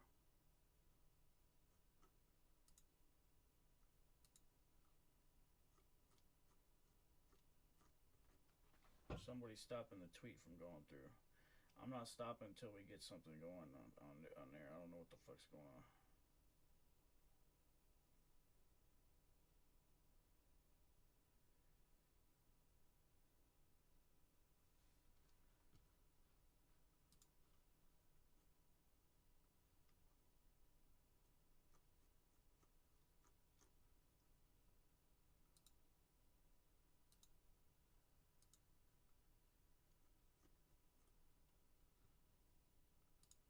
They're trying to cover up the evidence. I'm not letting them cover up the evidence, dude.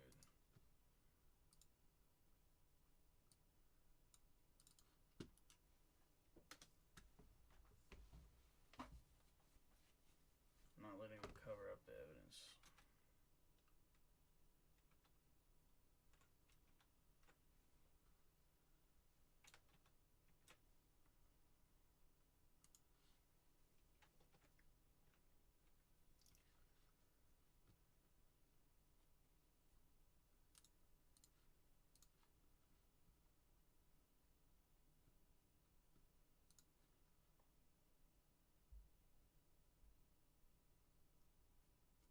Are you kidding me? They're suppressing.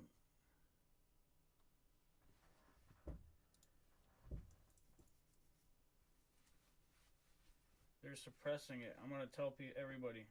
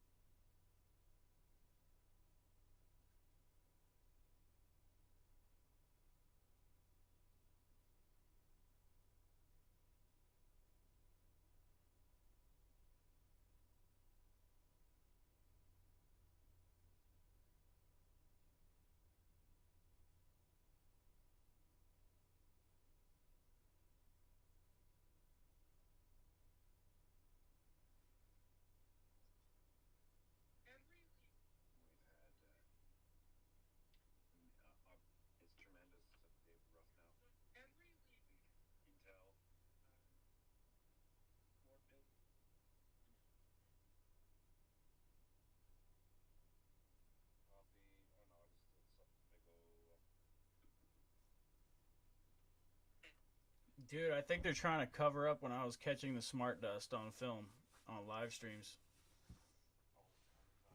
I'm not sure exactly where it was in my streams, but I already got it recorded and backed up, but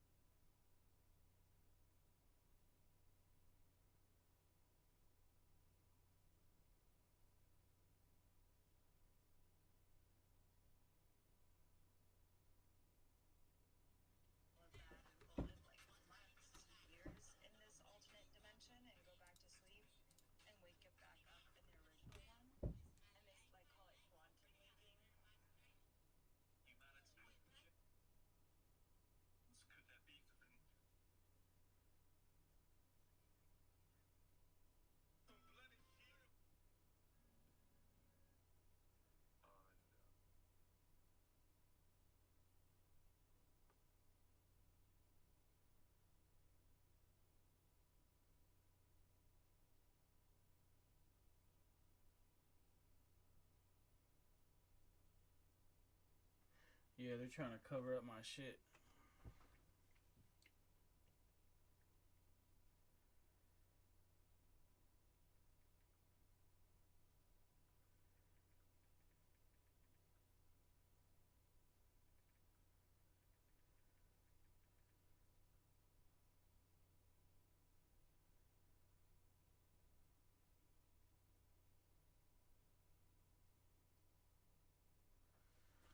I gotta disconnect my I gotta stop streaming real quick and do a settings thing and reconnect my restream account. I'll be right back. I'm gonna start streaming again. I'll be right back. I'll be streaming on this account and then I'm gonna be streaming to my Twitch. I guess I'll have to share out the link again.